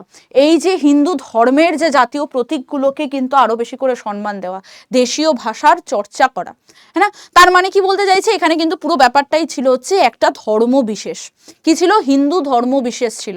এখানে কিন্তু জিনিসটা এরকম ছিল না যে হ্যাঁ ঠিক আছে যা হচ্ছে হচ্ছে, কোনো ব্যাপার না, সব ধর্মের মানুষরা মিলে কিন্তু আমরা জাতীয়তা বোধ বা দেশপ্রেমটাকে এগিয়ে নিয়ে যাবো, না, এটা ছিল না। এখানে কি ছিল? হিন্দু ধর্মের মধ্যেই খুব বেশি এনক্লোজড ছিল। ওরা চাইছিল হিন্দু ধর্মের যে ঐতিহ্য আছে, গৌরব আছে, বা যার ধরনের কাস্টমস আছে বা যা কিছু আছে না কেন, নিয়ম কানুন, যা ভালো যা খারাপ, সবটাই যেন মানুষের মধ্যেই চলে যায়। এবং কোন মানুষের মধ্যে যাবে? হিন্দু ধর্মের মানুষের মধ্যে যাবে। এবং দেশীয় ভাষার চর্চা করা মানে হচ্ছে সংস্কৃত ভাষার কথা বলা হচ্ছে, ঠিক আছে? তার সাথে সাথে বলছে যে জাতীয় প্রতীক যেটা আছে, যেমন জাতীয় পতাকা বলছি, তো সেটাকেও প্রণাম করা, সেটাকেও কি করা উচিত? রেসপেক্ট করা। যেরকম আমরা এখন কি করি, কোনো সিনেমা হলে যদি যাই সিনেমা দেখতে, সেখানে যদি ন্যাশনাল অ্যানথেম চলে, আমরা কি করি? উঠে দাঁড়িয়ে যাই, হ্যাঁ না? বা আমি এটা তো সবাইকেই বলি, যেখানে তুমি আছো না কেন, যদি তোমার কাছে সেই রকম মানে সুযোগ সুবিধাটা রয়েছে, অ্যাটলিস্ট যেখানেই তুমি শুনতে পাচ্ছ ন্যাশনাল অ্যানথেম চলছে, তোমার কানে আসলে উঠে দাঁড়িয়ে পড়ো। যদি না দাঁড়াতে পারো তাহলে বসে অ্যাটলিস্ট বুকে হাতটা রেখে দাও, এটাকেও সম্মান জ্ঞাপন করা বলে। তো এইভাবে সম্মান জ্ঞাপন করা, এই জিনিসগুলো কি করছিল? মেনলি ওদের এম ছিল মানুষের মধ্যে মেনলি কোন মানুষের মধ্যে? শিক্ষিত যুবকদের মধ্যে এই জিনিসটাকে এগিয়ে নিয়ে যাওয়া, ঠিক আছে? কিন্তু আমরা দেখবো ধীরে ধীরে হিন্দু মেলা কি হয়ে গেল? হিন্দু মেলা ধীরে ধীরে বিলোপ হতে থাকলো। কেন? কারণ কোনো রাজনৈতিক উদ্দেশ্য তো ছিলই না। মেনলি যেটা ছিল সেটা কি ছিল? ধর্মীয় উদ্দেশ্য ছিল। কি ছিল? ধর্মীয় উদ্দেশ্য ছিল, তাই তো? ধর্মীয় উদ্দেশ্য ছিল, যার জন্য মানুষের মধ্যে সেই দেশাত্মবোধটা কিন্তু তৈরি করতেই পারলো না। মানে ওই যে দেশাত্মবোধটা তৈরি হবে মানুষের মধ্যে, যে একটা জাতীয়তা বোধ তৈরি হবে, আমরা সবাই এক, এই ব্যাপারটা কিন্তু আসলো না। এখান থেকে কিন্তু আমরা ঐক্যবোধের ব্যাপারটা কিন্তু দেখতে পাই না। ঐক্যবোধ, ঐক্যবদ্ধতা, এই ব্যাপারটা কিন্তু আমরা দেখতে পাইনি। এবং নতুন প্রজন্মের যে শিক্ষিত মধ্যবিত্ত সমাজ ছিল, তারা কোনোভাবেই এটাকে সমর্থন করেননি। তার কারণ হচ্ছে তারা মনে করেছেন যে আমরা পার্টিকুলারলি একটা ধর্মেরই সবকিছু কেন জানবো, বা আমরা একটা পার্টিকুলার ধর্মকে নিয়ে কেন কথা বলছি।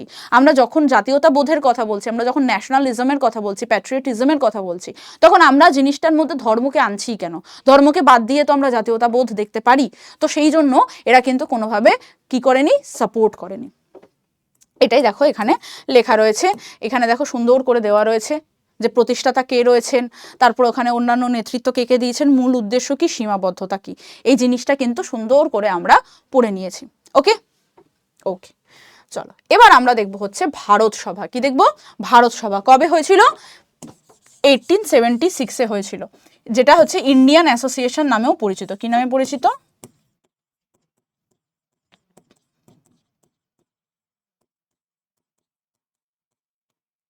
যেটা কে তৈরি করেছিলেন? তৈরি করেছিলেন সুরেন্দ্রনাথ বন্দ্যোপাধ্যায়, আনন্দমোহন বসু, শিবনাথ শাস্ত্রী, দ্বারকানাথ, এনাদের প্রচেষ্টাতে কিন্তু তৈরি হয়েছিল। কলকাতার অ্যালবার্ট হলে প্রথম অধিবেশনটা অনুষ্ঠিত হয়েছিল, এবং সুরেন্দ্রনাথ বন্দ্যোপাধ্যায়ের নেশন ইন মেকিং, কি নাম?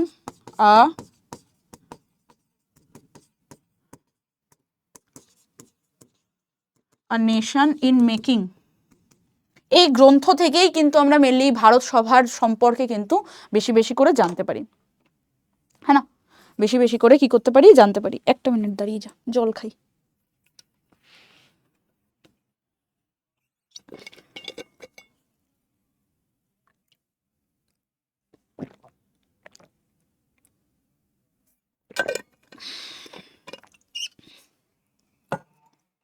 এখান থেকে আমরা কি করতে পারি? নেশন ইন মেকিং থেকেই কিন্তু আমরা এই যে ভারত সভা সম্পর্কে ভালো করে জানতে পারি।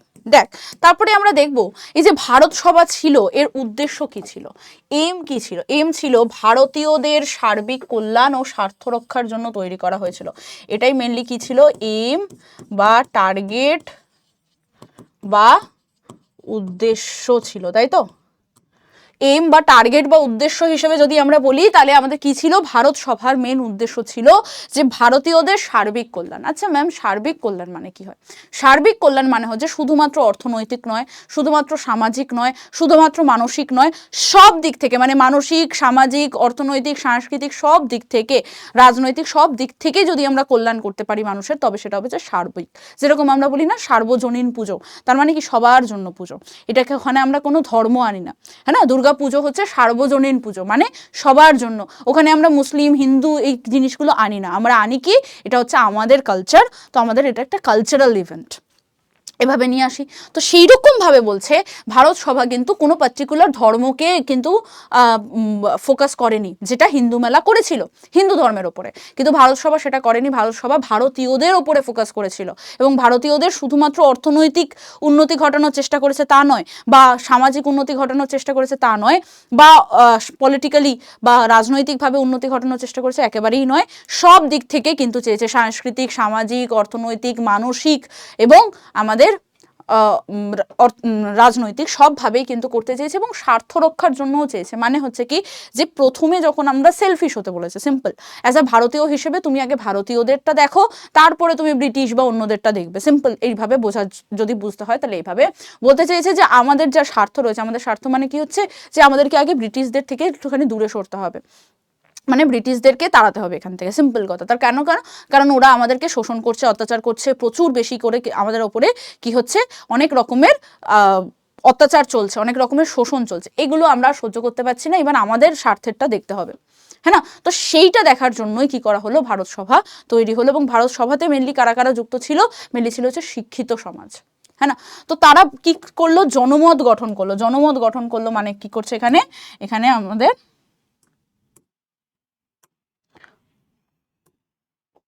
এখানে মেনলি কি করছে, আমাদের পাবলিক পার্টিসিপেশনটাকে আরো বেশি করে বাড়াচ্ছে। পাবলিক পার্টিসিপেশন কেন বাড়াচ্ছে, কেন ম্যাম পাবলিক পার্টিসিপেশনের কি দরকার আছে? ধর আমি একটা কোনো কথা বলছি, আমি একটা তোদেরকে বললাম যে এই এবিসিডি জায়গাতে যেও না, আমি একটা কথার কথা বলছি, তো তোরা যদি আমাকে সাপোর্ট না করিস, তোরা যদি বলিস যে হ্যাঁ ম্যাম এটা যাওয়াটা ঠিক না, হ্যাঁ ম্যাম এটা যাওয়াটা ঠিক না, তাহলে আর 10টা মানুষ তো শুনবে না, তাই তো? এবার তোরা যেহেতু আমার স্টুডেন্ট, তো তোদেরকে আমি আগে প্রথমে ক্যাপচার করার চেষ্টা করবো, আমি যেটা বলতে চাইছি সেটা তোদের মধ্যে আগে কি করব, মানানোর চেষ্টা করব, তোরা মানবি, তারপর আরো 10টা মানুষ মানবে, তারপর আরো 10টা মানুষ, সবাই যখন মেনে যাবে, তখন সত্যিকারের ওই এবিসিডি জায়গাটাতে কেউ যাবে না, বুঝতে পারছি? তো সেরকম হচ্ছে একটা সিম্পল কথা, পাবলিক পার্টিসিপেশন দরকার, পাবলিকের কি দরকার, আমাদের সাপোর্টের দরকার। এই জন্য এই যে যখন এখন যখন ভোটের টাইম চলছে, এই ভোটের টাইমে প্রত্যেকটা পলিটিক্যাল পার্টির যারা নেতা, যারা ওইখান থেকে আমাদের যাচ্ছে ক্যান্ডিডেট হিসেবে, তারা প্রত্যেকে বাড়িতে বাড়িতে গিয়ে কি বলছে, আমাকে ভোট দেবেন, আমি আপনার সাথে আছি। কেন বলছে, কি প্রয়োজন আছে? ও তো নাও বলতে পারতো, কারণ ও জানে যে ওর পাবলিক সাপোর্টের দরকার আছে, তবে গিয়েই ও জিততে পারবে। তো সেমভাবে ভারত সভা যে উদ্দেশ্যটা নিয়ে চলছে, সেটা যদি জেতাতে হয়, সেটাকে যদি আমাদের কি বলবো ইমপ্লিমেন্ট করতে হয়, তাহলে কি দরকার, তাহলে দরকার আমাদের পাবলিক পার্টিসিপেশনের। আর কি দরকার, আরো দরকার হচ্ছে যে বিভিন্ন অঞ্চলের যে অধিবাসীরা রয়েছে, মানে হচ্ছে আমাদের বলতে গেলে ট্রাইবাল গ্রুপ, উপজাতি, সেই লুঙ্গি গ্যাং, সেই লুঙ্গি গ্যাংকেও আমাদের কিন্তু কি করতে হবে, আমাদের সাপোর্টে আনতে হবে, সেটাই কিন্তু ওরা ট্রাই করছে।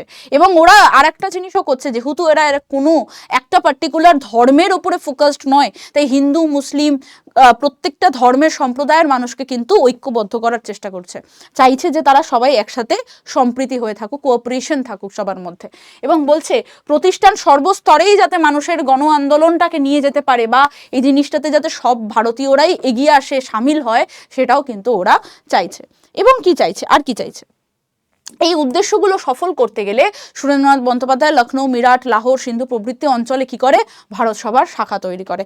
ওই যেমন কথাটা আছে না যে আদি মোহনীমোহন কাঞ্জিলার, আমাদের কোনো শাখা নেই, ওদের কোনো শাখা নেই, তবে ভারত সভার অনেকগুলো শাখা রয়েছে। ভারত সভা হবে সভ্য নয়, ভারত সভা ভারতীয়দের স্বার্থে অনেক কাজ করেছিলেন, যেটা আমরা ভারত ছাড়ো আন্দোলনেও আমরা দেখবো যে ওরা কিন্তু অনেক ধরনের চাপ সৃষ্টি করেছিল, ঠিক আছে? কিন্তু আমরা একটা জিনিস দেখবো, সেটা হচ্ছে কি, যে কি কি কাজে ওরা হেল্প করেছিল। ফার্স্ট হচ্ছে সিভিল সার্ভিস পরীক্ষার সর্বোচ্চ বয়স বৃদ্ধি করেছিল। প্রথমে ছিল হচ্ছে 18, যেটাকে বাড়িয়ে 21 করা হয়, যেটা এখনো আমাদের চলছে, তাই তো? এটা সর্বোচ্চ বয়স 21 করা হয়েছিল, যেটা এখন হয়ে গেছে কত, আমাদের 32 হয়ে গেছে, এটা তো প্রেজেন্ট। তখন 18 ছিল হচ্ছে লাস্ট, তারপরে ওটাকে বাড়িয়ে 21 করা হয়, এখন কত করা হয়ে গেছে, 32 করা হয়েছে। ইলবার্ট বিল সমর্থন করে, তারপরে অস্ত্র আইন নিয়ে চলে আসে, মানে হচ্ছে এই যে এখন আমরা যেমন আমাদের গান লাইসেন্সের দরকার পড়ে, তো সেটা তখন থেকে এসছে। তারপরে কি দেশীয় ভাষা সংবাদপত্র আইন, যেরকম হচ্ছে আমাদের এই যে বেঙ্গলি নিউজ পেপার দেখি আমরা, বেঙ্গলি অ্যান্ড আদার ল্যাঙ্গুয়েজেসে নিউজ পেপার দেখি, তো তো সেটা কিন্তু তৈরি হয় তখন।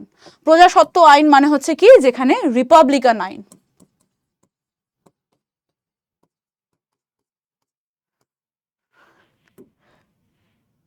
রিপাবলিকান লজ মানে প্রজাদের জন্য যেটা ঠিক। তারপরে হচ্ছে মদ্যপান শাসন পরিষদ গঠন। আমাদের কিন্তু এই যে কতটা মদ্যপান হবে, কোথায় মদের দোকান খোলা যাবে, যেরকম কথা বলা হয় যে কোনো একটা স্কুল ধর রয়েছে, তার 10 কিলোমিটারের মধ্যে কোনো রকম মদের দোকান থাকতে পারবে না, এরকম একটা কোনো নিয়ম আছে। 10 কিলোমিটার বা কোনো একটা কিলোমিটার পার্টিকুলার রয়েছে, সেটা আমি ভুলে গেছি, বাট কোনো স্কুলের চারপাশে কোনো মদের দোকান থাকতে পারবে না, ঠিক আছে। তারপরে যেরকম হচ্ছে কোনো হসপিটালের একেবারে কাছে কোনো মদের দোকান থাকতে পারবে না।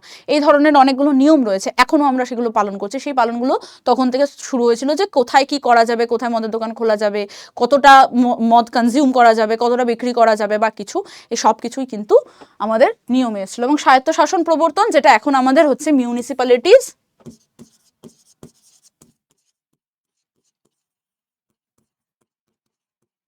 আর হচ্ছে আমাদের পঞ্চায়েত। পঞ্চায়েত মানে হচ্ছে কিছু জায়গা গ্রামীণ এলাকাগুলোতে মেনলি পঞ্চায়েত চলে, আর যেগুলো একটু শহরে এলাকা সেখানে মিউনিসিপ্যালিটিস চলে। দেখবি তোর বাড়িতে জল আসছে না, তুই কোথায় যাবি? তুই প্রথমে যাবি হচ্ছে মিউনিসিপ্যালিটিতে, হ্যাঁ না? তুই মিউনিসিপ্যালিটিতে গিয়ে চেয়ারম্যানের সাথে কথা বলবি, এটাই তো হয় নাকি? তুই একেবারে ডাইরেক্ট চলে যাবি সুপ্রিম কোর্টে, নাকি ডাইরেক্ট চলে যাবি একেবারে কথা বলতে সরকারের সাথে কথা বলতে? তা তো হয় না। আমরা প্রধানমন্ত্রীর সাথে তো কথা বলতে যাই না, আমরা কোথায় যাই? আমরা যাই হচ্ছে মিউনিসিপ্যালিটিতে কথা বলতে। বা যারা গ্রামীণ অঞ্চলে থাকিস, যাদের পঞ্চায়েতের আন্ডারে, তারা পঞ্চায়েতে গিয়ে কথা বলতে যাস, পঞ্চায়েতের চেয়ারম্যান বা যে সভাপতি রয়েছে তার সাথে অ্যাপয়েন্টমেন্ট করার চেষ্টা করিস, বা যেখানে তারা ক্লার্ক রয়েছে তাদেরকে কি করিস, একটা দরখাস্ত লিখে দিয়ে আসিস যে হ্যাঁ আমাদের এরকম জল আসছে না, বা ইলেকট্রিসিটি আসছে না, বা এখানে একটা ইলেকট্রিসিটির দরকার, এখানে আমরা বাড়ি করতে চাইছি, বা যা কিছু। এই যে ল অ্যান্ড অর্ডারটা সামলাচ্ছে, কে সামলাচ্ছে? এটা তো একটা স্বায়ত্তশাসন। স্বায়ত্তশাসন মানে হচ্ছে আমার হাতে কিছু পাওয়ার রয়েছে। ধরে না আমাকে বলা হয়েছে এই যে আপনি ক্লাসটা নিচ্ছেন, এখানে যদি কোনো বাচ্চা কোনো দুষ্টুমি করে তাহলে তাকে আপনি ব্লক করতে পারেন, আপনি তাকে ওয়ার্নিং দিতে পারেন, হ্যাঁ না? এটা হয়ে গেল আমার স্বায়ত্তশাসন। মানে আমি তোর সাথে, তুই যদি কোনো ভুল করছিস তাহলে তোকে আমি কি করতে পারি, তোর ওপরে ল অ্যান্ড অর্ডার আমি চালু করতে পারি। আমি তোর ওপরে কি করতে পারি, আমি তোর সাথে এরকম মানে তোকে আমি ব্লক করে দিতে পারি, হ্যাঁ না? তোকে বকতে পারি, আমি এগুলো করতে পারি। আমার ওপরে সেই রাইটটা আমাকে দেওয়া হয়েছে। এরকম তো হবে না যে তোর এখানে কেউ একটা ধর আমাকে কেউ বাজে কথা লিখেছে, বা আমার মনে হচ্ছে যে বেশি বকর বকর করছে, আমি তাকে বকা না দিতে পারলে আমি কি করব, আমি গিয়ে একেবারে আলাক স্যারকে ফোন করছি, স্যার এরকম হচ্ছে আপনি দেখুন। স্যার থরি করতে পারবেন না। তো তার মানে কি হচ্ছে, আমার কাছে এইটুকু জায়গার জন্য এটা আমার কাছে একটা স্বায়ত্তশাসন এসছে। মানে আমি এখন জানি যে আমাকে কি করতে হবে। সেম ভাবে যে মিউনিসিপ্যালিটির যে চেয়ারম্যান হয়, সে জানে যে তার ওইটুকু জায়গাতে তাকে কিভাবে ল অ্যান্ড অর্ডারটা বজায় রাখতে হবে সব দিক থেকে, ঠিক আছে? ওখানে ছোটোখাটো যা যা প্রবলেম হচ্ছে সে সেটা করছে। মানে সিম্পল কথা, যেরকম স্কুলের মনিটর হয়, ক্লাসের মনিটর হয়, তার উপরে টিচার কি করে, দায়িত্ব দিয়ে চলে যায়, তখন তার হয়ে গেল স্বায়ত্তশাসন। এখানে কে কে মনিটর আছিস জানাবি আমাকে, ওকে? তারপর বলছে 1883-তে সর্বভারতীয় জাতীয় সম্মেলনে কলকাতা অনুষ্ঠিত হয়, এবং সর্বভারতীয়ভাবে কি হয়ে যায়, সর্বভারতীয় জাতীয় সম্মেলন হয়, সেখানে অনুষ্ঠিত হয়। এবং 1905-এর যে স্বদেশী আন্দোলন ছিল, যেটা কেন হয়েছিল, দেশ ভাগ হচ্ছিল, তার বিরুদ্ধে স্বদেশী আন্দোলন হয়েছিল। সেই সময় কিন্তু জাতীয় ভাতার তৈরি করেছিল কে, ভারত সভা, এবং সক্রিয় ভূমিকাও নিয়েছিল কে, আমাদের ভারত সভা, ঠিক আছে? ওটাই দেখ এখানে বলা হয়েছে। মূল লক্ষ্য কী ছিল, সাফল্য কী ছিল, লখনৌ মিরাট কোথায় কোথায় ছড়িয়েছিল, এর নেশন ইন মেকিং এর মধ্যে বলা হয়েছিল, এগুলো সব কিছুই কিন্তু এখানে সুন্দর করে লেখা রয়েছে। এত দূর অবধি আমরা পড়ে নিয়েছি। এবার এটারও একটা কি করি আমরা, চলো সামারি করে নিই। কি করব আমরা, সভা সমিতির যুগ। সভা সমিতির যুগে এটার বৈশিষ্ট্যগুলো একটুখানি দেখে নিই।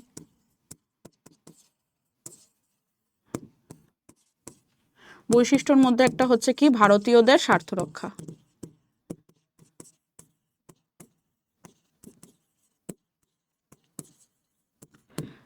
হ্যাঁ না? এটা ছিল।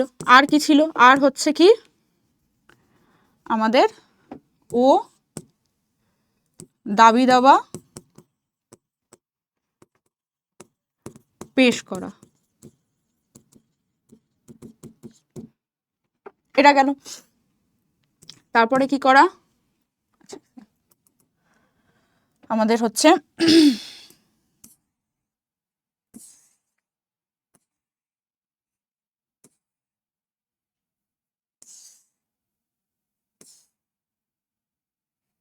আচ্ছা হ্যাঁ, এখানে কারা কারা ছিল, ছিল হচ্ছে উচ্চবিত্ত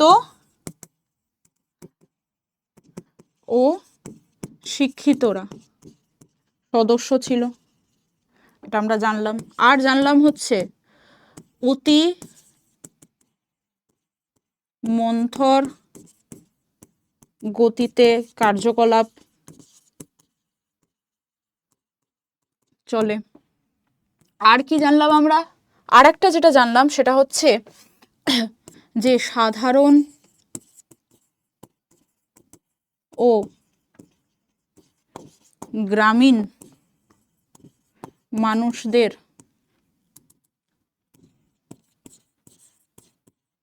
উপর কোনো প্রভাব পড়েনি। আচ্ছা, এবার আমরা দেখব হচ্ছে সভা সমিতির যুগের মধ্যে প্রথম যেটা হয়েছিল আমাদের 1836-এ কি হয়েছিল, বঙ্গভাষা প্রকাশিকা সভা। তারপরে কি আসলো 1830, সেটা 1835 হবে, এক সেকেন্ড দাঁড়া,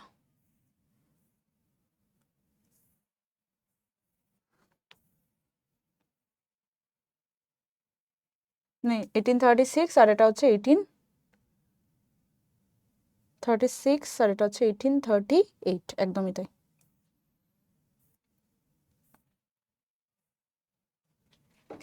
1838-এ আসলো হচ্ছে আমাদের জমিদার সভা। এই জমিদার সভার উদ্দেশ্য কি ছিল, এটা সবসময় আসে, সেটা হচ্ছে জমিদারদের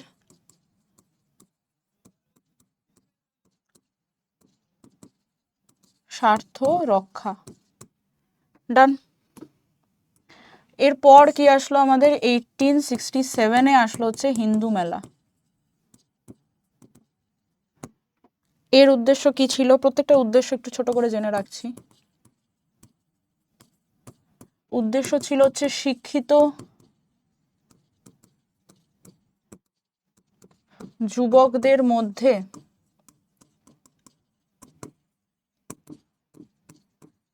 হিন্দু ধর্মের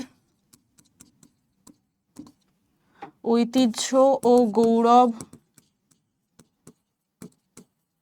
প্রচার। আর লাস্ট কি দেখলাম আমরা, লাস্ট দেখলাম হচ্ছে 1876-এ যেটা আসছে সেটা হচ্ছে আমাদের ভারত সভা। উদ্দেশ্য কি ছিল, উদ্দেশ্য ছিল হচ্ছে ভারতীয়দের সার্বিক কল্যাণ ও স্বার্থ রক্ষা। ঠিক আছে, তারপরেও আমাদের যদিও 1885-এ কি এসেছিল, 1885-এ আমাদের জাতীয় কংগ্রেস এসেছিল, বাট ওটা আমরা পরে পড়বো। এটুকুই যা যা আমরা পড়ে নিয়েছি, রাইট? ওকে, চলো এবার আমরা যাবো হচ্ছে থার্ড পার্টে। থার্ড পার্টে মানে হচ্ছে এবার আমরা দেখব, আমরা অলরেডি যুদ্ধ করে নিয়েছি, হ্যাঁ না, আমরা নানান ধরনের উপজাতি বিদ্রোহ বা যেরকম অপারেশন লুঙ্গি করে নিয়েও দেখলাম, জিততে পারলাম না। সিপাহী বিদ্রোহ করে দেখলাম, মহাবিদ্রোহ করে দেখলাম, যেখানে আমরা কি করলাম, অপারেশন হাফ প্যান্ট করে দেখলাম, তাতেও আমরা জিততে পারলাম না খুব একটা। এইবার আমাদের মেন যে প্রবলেমটা আসছে সেইটা হচ্ছে যে ওটা করেও যখন জিততে পারলাম না, তখন আমরা কি করলাম, এবার আমরা মেনলি সমঝোতার মধ্যে দিয়ে যাওয়ার চেষ্টা করলাম। মানে হচ্ছে কি যে হ্যাঁ একটুখানি দেখুন না, প্লিজ দেখুন না, মানে এরকম ভাবে আমাদের স্বার্থ রক্ষার চেষ্টা করলাম, তাতেও খুব একটা বেশি ফলাফল হলো না। তো তার জন্য আমরা কি করলাম, এবার মানুষের মধ্যে সাহিত্যগতভাবে, দর্শনগতভাবে, মানে দার্শনিকভাবে, চিত্রকলার মাধ্যমে মানুষের মধ্যে কি করা শুরু করলাম, আমরা জাতীয়তাবোধ বা দেশপ্রেম জাগানো শুরু করলাম। আর সেটাই এখন আমরা দেখব কিভাবে জাগালাম। লেখায় ও রেখায় আমরা কি করছি, জাতীয়তাবোধ কি করছি, আমরা বিকাশ ঘটাচ্ছি। দেখো, ব্রিটিশ সরকার তাদের স্বার্থ রক্ষার জন্য ভারতে কি করেছিল, আমাদের পাশ্চাত্য শিক্ষার প্রসার ঘটিয়েছিল। এর যে হিস্ট্রিটা আশা করি মনে আছে, হ্যাঁ না, আশা করি মনে আছে। সেটা একবার বলে দিই, সেটা হচ্ছে কি যে ব্রিটিশ কোম্পানি যখন প্রথম এসেছিল তখন কিন্তু ভারতীয়দের পাশ্চাত্য শিক্ষায় শিক্ষিত করতে চাইতো না। কেন চাইতো না? তার কারণ হচ্ছে ওদের মনে হতো যে যদি আমরা ব্রিটিশকে ভারতীয়দেরকে আমরা পাশ্চাত্য শিক্ষায় শিক্ষিত করে দিই তাহলে এদের এদের যেহেতু ধর্মীয় শিক্ষায় বেশি শিক্ষিত হতে চায় তাহলে তাদের এখানে ধর্মীয় আঘাত হতে পারে, এরা কিন্তু আমাদের বিপক্ষে যেতে পারে। সেকেন্ডলি মনে করতো এটা হচ্ছে West of money, West of time, এদের দ্বারা কিচ্ছু হবে না, এদেরকে পাশ্চাত্য শিক্ষায় শিক্ষিত করে কোনো লাভ নেই। থার্ড কি ছিল? থার্ড এরা মনে করতো যে আমরা যদি এদেরকে পাশ্চাত্য শিক্ষায় শিক্ষিত করে দিই তাহলে তো এরা আমাদের বিরুদ্ধে গিয়েই লিখবে, এরা তো আমার বিরুদ্ধে গিয়েই করবে, এরকমই চিন্তাভাবনা ছিল। তার জন্য কিন্তু ওরা প্রাচ্য শিক্ষার প্রসার ঘটাচ্ছিল। কিন্তু হঠাৎ করে দেখা যায় যে ওদের যখন কর্মচারীর প্রয়োজন হয়, এরকম কর্মচারীর প্রয়োজন হয় যে ওদের ভাষাটাও বুঝবে এবং সেই জিনিসটাকে আঞ্চলিক ভাষাতেও কি করবে, মানুষের কাছে পৌঁছে দেবে, তবে কি হবে, তবে একটা মেলবন্ধন থাকবে।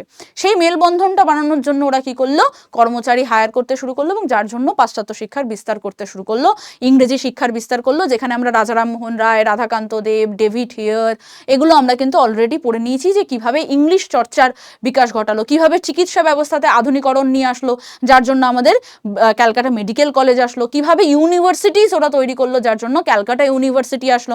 এইভাবে আমরা দেখলাম পাশ্চাত্য শিক্ষার বিস্তার ঘটেছে। এবং তার মধ্যে আমরা আরেকটা জিনিস দেখেছি, সেখানে কি দেখেছি, শবদেহ ব্যবচ্ছেদও দেখেছি, হ্যাঁ না, পোস্টমর্টম যেটা হয়, ডিসেকশন যেটা, সেটাও আমরা দেখে নিয়েছি। এইভাবে পাশ্চাত্য শিক্ষার বিস্তার ঘটালো। এবং ওদের আর একটা উদ্দেশ্যও ছিল যে শুধু কর্মচারী হায়ার করা সেটাই নয়, তার সাথে সাথে এটাও ছিল, ওরা ভেবেছিল যে যদি মানুষকে বিজ্ঞানগতভাবে, হ্যাঁ না, বৈজ্ঞানিকভাবে, বা যদি আমরা ইংরেজি শিক্ষা শিখিয়ে দিই এবং মানুষকে এটা বোঝাই যে তোমাদের যে ধর্ম বা তোমাদের যে ধার্মিক যে চিন্তা ভাবনা, তাতে দেখো কত গোড়ামি, কত কুসংস্কার, দেখো আমাদের যে খ্রিস্টান ধর্ম সেটাতে নেই, এই জিনিসটা যখন মানুষের মধ্যে দিয়ে দেবো তখন আমরা খুব সহজেই ধর্মান্তরও করতে পারবো। খ্রিস্টান মিশনারিরাও এতে কিন্তু খুব হেল্প করেছিল, হ্যাঁ না। এই জিনিসগুলো আমরা জেনে গেছি যে ব্রিটিশ সরকার কেন পাশ্চাত্য শিক্ষার প্রসার ঘটিয়েছিল, যেটাতে কিন্তু আমরা আর একটা টপিকও পড়েছিলাম, সেটা কি, প্রাচ্য বনাম পাশ্চাত্যবাদ পড়েছিলাম। তো যেখানে আমরা পড়েছিলাম যে আমাদের যে শিক্ষা খাতে 1 লক্ষ টাকা বরাদ্দ হয়েছিল সেটা প্রাচ্য শিক্ষাতে যাবে না পাশ্চাত্য শিক্ষাতে যাবে, সেটা নিয়ে একটা কিন্তু কি ছিল, বিতর্ক তৈরি হয়েছিল, প্রাচ্য বনাম পাশ্চাত্যবাদ বিতর্ক, তাই তো। সেই বিতর্কের মধ্যে মেকলে মিনিটটা আমরা পড়েছিলাম, মেকলে মিনিট অনুযায়ী আমরা বুঝতে পেরেছিলাম যে না, মানে এটাই সিদ্ধান্ত হয়েছিল যে না, পাশ্চাত্য শিক্ষাতেই পয়সা যাবে এবং পাশ্চাত্য শিক্ষার বিস্তার ঘটতে শুরু করে। এতে কি হয়, আমাদের শিক্ষিত মধ্যবিত্ত শ্রেণী যেটাকে বলা হয় এডুকেটেড বা লিটারেট মিডল ক্লাস, যেটাকে আমরা অনেক সময় এলিট ক্লাসও বলে থাকি।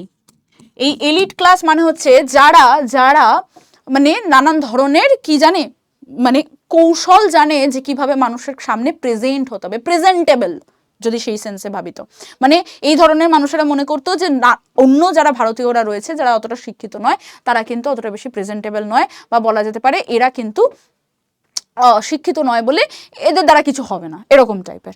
তো এই ধরনের যে এলিট ক্লাস ছিল বা এডুকেটেড যে মিডল ক্লাসটা ছিল, তারা কি করলো, ধীরে ধীরে মানুষের মধ্যে জাতীয়তাবোধ সৃষ্টি করতে শুরু করলো, লেখা এবং আঁকার মাধ্যমে জাতীয়তাবোধ সৃষ্টি করা শুরু করলো। মাইকেল মধুসূদন দত্ত, রঙ্গলাল বন্দ্যোপাধ্যায়, দীনবন্ধু মিত্র, ঈশ্বরচন্দ্র গুপ্ত, বঙ্কিমচন্দ্র চট্টোপাধ্যায়, রমেশচন্দ্র দত্ত, রবীন্দ্রনাথ ঠাকুর, স্বামী বিবেকানন্দ, অবনীন্দ্রনাথ ঠাকুর, গগেন্দ্রনাথ ঠাকুর প্রমুখ, প্রচুর নাম রয়েছে, এরা প্রত্যেকেই কি করেছিল, প্রত্যেকেই কিন্তু এগিয়ে এসেছিল, ঠিক আছে। আচ্ছা, এবার আমরা দেখবো হচ্ছে আনন্দমঠ যে উপন্যাসটি ছিল, সেই উপন্যাসটি কে লিখেছিলেন, বঙ্কিমচন্দ্র চট্টোপাধ্যায় লিখেছিলেন। তার মধ্যে আমরা দেখবো আনন্দমঠ একটা হচ্ছে উল্লেখযোগ্য, তার মধ্যে অ্যাবে অফ ব্লিস নামে যে উপন্যাসটা, এই উপন্যাসটি ইংরেজিতে অনুবাদ করা হয়। ইংরেজিতে অনুবাদের সেই নামটা কি, দি অ্যাবে অফ ব্লিস। কি নাম, দি অ্যাবে অফ ব্লিস। এই আনন্দমঠ উপন্যাসটি বাংলায় ৭৬-এর মন্বন্তর ও সন্ন্যাসী বিদ্রোহের বর্ণনা দিয়েছিল, সাথে সাথে পরাধীন ভারতের অবস্থা বর্ণনা করে, ব্রিটিশ সরকারের বিরুদ্ধে সবাইকে এগিয়ে আসতে আহ্বান করে। কেন করেছিল, তার কারণ হচ্ছে এটা মানুষের মধ্যে কিসের সৃষ্টি করেছিল, মানুষের মধ্যে কিন্তু একটা দেশাত্মবোধের সৃষ্টি করেছিল। সেটাই বলছে এই দেশাত্মবোধ জাগরণের ক্ষেত্রে এই বইটা কিন্তু অনেক ভাষাতে অনুবাদ করা হয়েছিল। ইংরেজি সরকার আনন্দমঠ বইটা নিষিদ্ধ করলেও 1947 স্বাধীনতা পাওয়ার পরে ভারত সরকার আবার এটাকে তুলে নিয়ে এসেছিল এবং বন্দে মাতরম গানটিকে কি করা হয়েছিল, আমাদের জাতীয় সঙ্গীত হিসেবে বলা হয়েছিল। এটা কিন্তু আমাদের ন্যাশনাল অ্যানথেম নয়, এটা আমাদের ন্যাশনাল সং। ঠিক আছে। আচ্ছা, সাহিত্য সম্রাট বঙ্কিমচন্দ্র চট্টোপাধ্যায় 1875-এ কি করেছিলেন, বন্দে মাতরম গানটি লিখেছিলেন এবং 1876-এ, এটা 1876 নয়, এটা 1896 হবে, 96-তে রবীন্দ্রনাথ ঠাকুর কি করেছিলেন, জাতীয় কংগ্রেস অধিবেশনে এই গানটি প্রথম পরিবেশন করেছিলেন। দেখো এটা কি হবে, এটা হচ্ছে ভিকাজি কামা হবে, মাদাম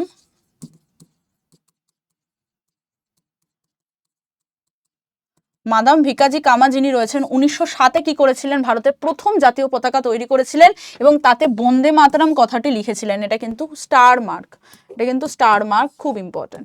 ঋষি অরবিন্দ 1909-তে কি করেছিলেন, বন্দে মাতরম গানটি ইংরেজিতে অনুবাদ করেছিলেন, এটাও স্টার মার্ক। এগুলো কিন্তু সব কোশ্চেন হিসেবে আসবে। সাহিত্য সম্রাট বঙ্কিমচন্দ্র চট্টোপাধ্যায় কবে লিখেছিলেন, 1875-এ লিখেছিলেন, হ্যাঁ না, এবং 1876 হবে না, এটা হয়ে যাবে 1896। 1896 খ্রিস্টাব্দে রবীন্দ্রনাথ ঠাকুর জাতীয় কংগ্রেস অধিবেশনে কি করেন, এই গানটি পরিবেশন করেন, মানে গান হিসেবে, এটাও কিন্তু স্টার মার্ক, হ্যাঁ না। তারপর হচ্ছে ভিকাজি কামা, এটা তো সেম জিনিস এসে গেছে, এটা দরকার নেই, এটা আমি কেটে দিই, এটা দরকার নেই, এটা একই জিনিস দুবার এসছে। ওকে, এইটাই দেখো এখানেই সেটাই লেখা রয়েছে, ভালো করে একবার দেখে নাও, ঠিক আছে। আচ্ছা, এটা 76 হবে না, এটা 96 হবে।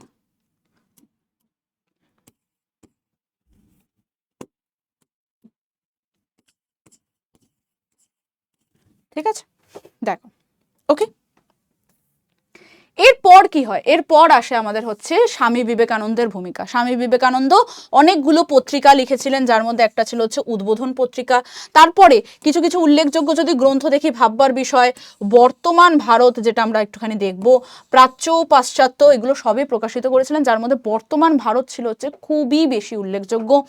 এই গ্রন্থটি উনি কবে লেখেন, 1905 খ্রিস্টাব্দে উনি এই গ্রন্থটি লিখেছিলেন, স্টার মার্ক। বর্তমান ভারত গ্রন্থের মধ্য দিয়ে কিন্তু স্বামীজি একটা তুলনা করেছিলেন। তুলনাটা এটা করেছিলেন যে যেই সময়ে তথাকথিত বা বলা যেতে পারে তৎকালীন সময়ের যে ভারতটা, তার সাথে তার আগের যে ভারত, যে ইতিহাস, মানে ইতিহাসগতভাবে ঐতিহাসিক যে ভারত, তার একটা কি করেছিলেন, তুলনা করেছিলেন। এটা বুঝিয়েছিলেন যে ইংরেজ না আসার আগে আমাদের ভারত কত ভালো ছিল, কত সুন্দর ছিল, সেই সুন্দর ইতিহাসটাকে মানুষের কাছে তুলে ধরেছেন। এটা একটা কম্পারিজনের মাধ্যমে মানুষকে বোঝানোর চেষ্টা করেছেন যে দেখো ইংরেজরা আমাদের কত ক্ষতি করে গেছে। জাতিভেদ প্রথা কিভাবে মানুষের মধ্যে একটা কি করছে, যে বংশানুক্রমিকভাবে এগিয়ে আসছে, কিভাবে জাতিভেদ প্রথা তৈরি হলো, সেই জিনিসগুলোও কিন্তু এই বর্তমান ভারতের মাধ্যমেই মানুষের মধ্যে উনি আরো বেশি করে ছড়িয়ে দিয়েছিলেন।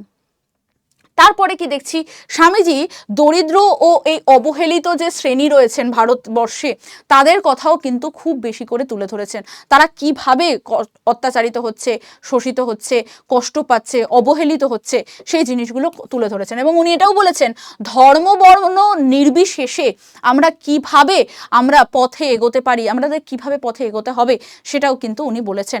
স্বামী বিবেকানন্দের লেখা একটি বই আছে, যেটা রামকৃষ্ণ দেবের বাণীর ওপরে, সেটা হচ্ছে মানুষ নিজের ভাগ্য নিজে গড়ে।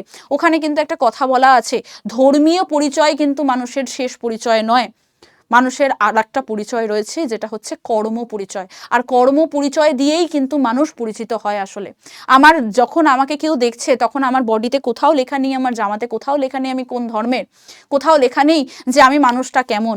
আমার সব জায়গাতেই কিন্তু যেটা হবে সেটা হচ্ছে আমার কাজটা কেমন, মানে আমি মানুষের সাথে কেমন ব্যবহার করছি, তার উপরে ডিপেন্ড করবে যে মানুষ আমার সাথে কেমন ব্যবহার করবে বা মানুষ আমার সাথে কেমনভাবে থাকবে। আমার ধর্ম কেমনের সাথে কিন্তু কোনো ম্যাটার করে না। আমার ধর্ম যদি মুসলিমও হয়, আমার ধর্ম যদি হিন্দু হয়, আমার ধর্ম যদি খ্রিস্টান হয়, তার সাথে কিচ্ছু যায় আসে না একটা মানুষ আমার সাথে কেমন করে ব্যবহার করবে। তাই জন্য বলা হচ্ছে, তুমি এসছো একলা, তুমি এসছো কোনো পরিচয় ছাড়া, কিন্তু তুমি যখন যাবে তখন যেন তোমার একটা এমন পরিচয় হয়, যেদিন তুমি মারা যাবে সেদিন যেন অ্যাটলিস্ট দুটো মানুষের চোখের জল পড়ে, যারা তোমার পরিবারের নয়, যারা তোমার পরিবারের বাইরে, এরকম যেন দুটো মানুষের যদি চোখের জল পড়ছে, তাহলে তুমি বুঝবে জীবনে তুমি কিছু অ্যাচিভ করেছো। আর এই জায়গাটা তৈরি করার জন্য অনেক কিন্তু একটা হার্ডেল ফেস করতে হয় জীবনে, হ্যাঁ না?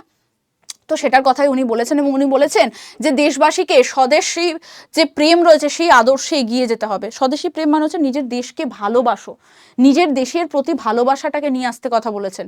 উনি বলেছেন বিপ্লবীদের মধ্যে কিন্তু এই জিনিসটাকে আরো বেশি করে ছড়াতে হবে। তাই জন্য স্বামী বিবেকানন্দকে ভারতের যে জাতীয়তাবাদের জনক হিসেবেও কিন্তু বলা হয়, হ্যাঁ না? জাতীয়তাবাদের জনক তাহলে কাকে বলা হয় ভারতবর্ষের? কাকে বলা হয়? স্বামী বিবেকানন্দকে বলা হচ্ছে। আচ্ছা, এটাই দেখো এখানে লেখা রয়েছে, আত্মমর্যাদার ডাক, এবং সবটাই সুন্দর করে লেখা রয়েছে, হ্যাঁ না? এরপর আমরা দেখব হচ্ছে গোড়া, যেটা আমাদের কে লিখেছেন? আমাদের লিখেছেন হচ্ছেন রবীন্দ্রনাথ ঠাকুর। কে লিখেছেন? রবীন্দ্রনাথ ঠাকুর। বলছেন ব্রিটিশ শাসনকালে ভারতে জাতীয়তাবাদ ও স্বদেশ প্রেমের ধারণা মানুষের মধ্যে কিন্তু একটা খুব বড় জায়গা করে নিচ্ছিল। আর সেটার মধ্যে যদি একটা উল্লেখযোগ্য, যদি অনস্বীকার্য যদি কারোর নাম আমরা মনে রাখতে চাই, তাহলে সেটা হচ্ছে রবীন্দ্রনাথ ঠাকুর। এবং ওনার বহু লেখার মাধ্যম দিয়ে কিন্তু মানুষ দেশাত্মবোধক যে চেতনা বা জাতীয়তাবোধক যে চেতনা, সেটা কিন্তু জাগরণ ঘটিয়েছিলই। তার মধ্যে একটা উল্লেখযোগ্য হচ্ছে আমাদের গোড়া, গোড়া। এই উপন্যাসটা মানুষকে একটা বাস্তবতার মধ্য দিয়ে কি করেছে? দেশপ্রেম জাগানোর কথা বলেছে। মানেটা কি বলছে? যে এখন তুমি যেখানে আছো, এখন তুমি যে স্টেজে আছো, মানে তুমি যে ভারতের যে সময়, এই সময়টা লেখা হচ্ছে, সেই সময় ভারতের কি অবস্থা, সেটা মানুষের কাছে কিন্তু খুব ভালো করে ফুটিয়ে তোলা হয়েছে। যে দেখো তুমি কোথায় রয়েছো, এবার তুমি দেশপ্রেম জাগাও, এবার তোমার মধ্যে কিন্তু কি হওয়া উচিত? জাতীয়তা বোধ জাগা উচিত। এবার তো জাগো, ওঠো, লড়ো নিজের জন্য, নিজের স্বাধীনতার জন্য এবার লড়ো, হ্যাঁ না? এই জন্য আমি তোদেরকে সবসময় বলি, যে তোরা বলিস যে ম্যাম মোটিভেশন পাই না, মোটিভেশন একটাই কথা আমি বলবো, প্রত্যেকদিন নিজেকে নিজে বলবি, সেটা হচ্ছে জাগো, ওঠো, দেখো চারপাশটা যে সবাই সব করে নিচ্ছে, তুমি পিছিয়ে যাবে, তো তোমাকে পিছালে হবে না, তোমাকে এগোতে হবে। কারণ এই দুনিয়াতে সার্ভাইভ করাটাই হচ্ছে একটা খুব বড় চ্যালেঞ্জ। আর এই চ্যালেঞ্জটা যখন তুমি নিয়ে ফেলেছো, আর এতদিন ধরে যখন সার্ভাইভ করে ফেলেছো, তখন এই সময়টা যেখানে তোমার ভবিষ্যতের প্রথম ধাপের পরীক্ষা মানে মাধ্যমিক, সেটা যদি তোমাকে ভালো করে দিতে হয়, তাহলে এখন থেকেই তোমাকে জাগতে হবে, এখন থেকেই তোমাকে লড়তে হবে। আর এই লড়ার জন্য মোটিভেশন তোমার ভিতর থেকে আসবে। ঠিক, যদি মোটিভেশন পেয়েছো তাহলে একটু ফায়ার জাগিয়ে দেবে। চলো, তারপরে বলছে উপন্যাসের মধ্যে মানুষকে সব রকমের ধর্মীয় অন্ধবিশ্বাস এবং তার সাথে সাথে আমরা দেখব যে সামাজিক যে কুসংস্কার, এগুলোর থেকেও দূরে রাখার কথা বলেছে। সবার আগে মাথাটাকে ঠিক করো। সব সমস্যার যে মানে জড় যেটাকে বলা হয়, সব সমস্যার যে গোড়া, সেটা কোথায়? সেটা হচ্ছে মাথা। আমরা যদি ওরকম করে না ভাবি, তাহলে ওরকম কোনো সমস্যাই নেই। সমস্যা কোথায় তৈরি হয়? সমস্যা কি দেখতে পাই? হেঁটে চলে আসছে সমস্যা আসছে, দেখো এই দেখো বসলো, এই দেখো খাচ্ছে, এরকম হচ্ছে? হয় না। সমস্যা কোথায়? সমস্যা হচ্ছে আমাদের মাথায়, সমস্যা হচ্ছে আমাদের চেতনাতে, সমস্যা হচ্ছে আমাদের চিন্তা ভাবনাতে। আমাদের চিন্তা ভাবনা যদি বদলে যায়, তাহলেই কিন্তু আমরা সব ঠিক করে ফেলতে পারবো। এই যে আমাদের ভারতে এখনো পর্যন্ত টেররিস্ট অ্যাটাক হয়, টেররিজম এই ওয়ার্ডটা আমরা এত বেশি জানি বা এগুলো নিয়ে আমরা পড়ি, কেন হচ্ছে? কি মনে হয়? আমাদের ভারতীয়দের মধ্যে সবচেয়ে বড় প্রবলেম হচ্ছে 10-এর মধ্যে 1জন, 9জন ধরো ভারতীয় দেশপ্রেম সবকিছু নিয়ে রয়েছে, বাট ওই 1জন থাকবে যার কাছে একটু বেশি পয়সা আসলেই সে বিকে যাবে। আর এই বিকে যাওয়া ব্যাপারটাই কিন্তু আমাদের ইংরেজ আমাদেরকে দিয়ে গেছে, এই চিন্তা ভাবনাটাই আমাদের মধ্যে দিয়ে গেছে যে পয়সা পেলে তুমি বিকে যাও। আর এই ভারতীয়দের এই যে বিকে যাওয়া, মানে বিক্রি হয়ে যাওয়ার যে প্রবণতাটা, সেটার চক্করেই কিন্তু এই টেররিজম, এই টেররিস্ট অ্যাটাক, হ্যানা ত্যানা এসব হচ্ছে। যদি প্রত্যেকটা ভারতীয়, এখন যদি আমরা ধরে নিই যতজন রয়েছে, ধরে নিচ্ছি আমি একটা কথার কথা বলছি, 100 জন ভারতীয় রয়েছে, এই 100 জনের মধ্যে 100 জনই যদি বলে যে যাই টাকা দিয়ে দাও, আমি ভারতের বিপক্ষে গিয়ে তোমাকে কোনো রকম ডেটা দেবো না, বা তোমাকে আমি ঢুকতে দেবো না, বা তোমার মানে ভারতের বিপক্ষে যাব না, সিম্পল, এটা যদি প্রত্যেকটা ভারতীয় বলতে শুরু করে, কি মনে হয় কোনো দেশের ক্ষমতা আছে, কোনো বহিরাগত শক্তির ক্ষমতা আছে যে আমাদের ইন্ডিয়াতে ঢুকবে এবং ইন্ডিয়াতে এসে কোনো রকম অ্যাটাক করবে, কোনো একটা মানুষকে মেরে দিয়ে যেতে পারবে? না, এটা সম্ভবই নয়। কিন্তু ওই যে প্রবলেম, পয়সার খাতিরে মানুষ কি করে, পয়সার খাতিরে মানুষ কি করে, নিজেদের দেশকে বেচে দেয়। আর ওই যে দেশকে বেচে দিল, একটা মানুষ বেচলো, তাতে কিন্তু সে মরলো না, তার বিবেক তো অলরেডি মরে গেছে, কিন্তু সে মরলো না, মরলো এরকম অনেক হাজার হাজার সাধারণ মানুষ। আর সেইটার কথাই বলা হচ্ছে এখানেও, সেটার কথাই বলা হচ্ছে যে ধর্মীয় অন্ধবিশ্বাস নিয়ে বসে আছো।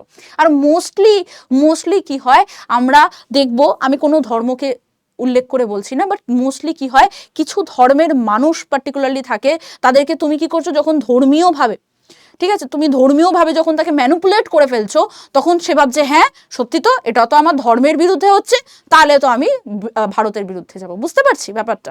তো এই জিনিসটাই করা হয়, এই জিনিসটা করাটা ঠিক নয়, হ্যাঁ না? কোনো রকম, ওই জন্য বলে হয় যে টেররিজমের কোনো জাত নেই, কোনো ধর্ম নেই। টেররিজমের সত্যি কোনো জাত নেই, কোনো ধর্ম নেই। শুধুমাত্র যেটা রয়েছে সেটা হচ্ছে ম্যানিপুলেশন রয়েছে, শুধুমাত্র যেটা রয়েছে সেটা হচ্ছে অন্ধবিশ্বাস রয়েছে, যেটা রয়েছে কুসংস্কার রয়েছে। আর সেইটা তখন থেকে গোড়াতেই বলা হচ্ছিল যে সেটার থেকে বেরো, কিন্তু মানুষ এখনো পর্যন্ত বেরোতে পারেনি। তারপরে কি বলছে দেখো, বলছে উপন্যাসের মাধ্যমে হিন্দু, মুসলিম, খ্রিস্টান সব সম্প্রদায়ের মধ্যে একটা মেলবন্ধন ঘটানোর চেষ্টা করেছে, কোনো বিভেদ নেই সেটা বলার চেষ্টা করেছে। বাট আমরা কি এখনো মানি? আমরা এখনো মানতে পারিনি। আমরা কি এটা মানতে পেরেছি যে সবাইকে একজোট হয়ে আমাদের যে কোনো ধরনের অত্যাচারের বিরুদ্ধে যেতে হবে না? আমরা ভাবছি কি, আরে ওটা তো হিন্দু সম্প্রদায়ের উপরে অত্যাচার হচ্ছে, আমরা মুসলিম হয়ে কি করব? আরে আমি তো হিন্দু, ও মুসলিম সম্প্রদায়ের উপরে হচ্ছে, আমি কি করব? এটা তো আমার ধর্মের নয়, আমার ধর্মের হলে আমি দেখব।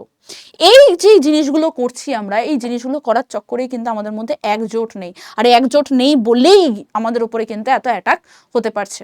তাই জন্য এখানেই উনি কি বলেছেন, যে মানুষের কিন্তু ধর্মীয় পরিচয় শুধু সবচেয়ে বড় পরিচয় নয়, মানুষের পরিচয় আর একটাও হয়, সেটা কি?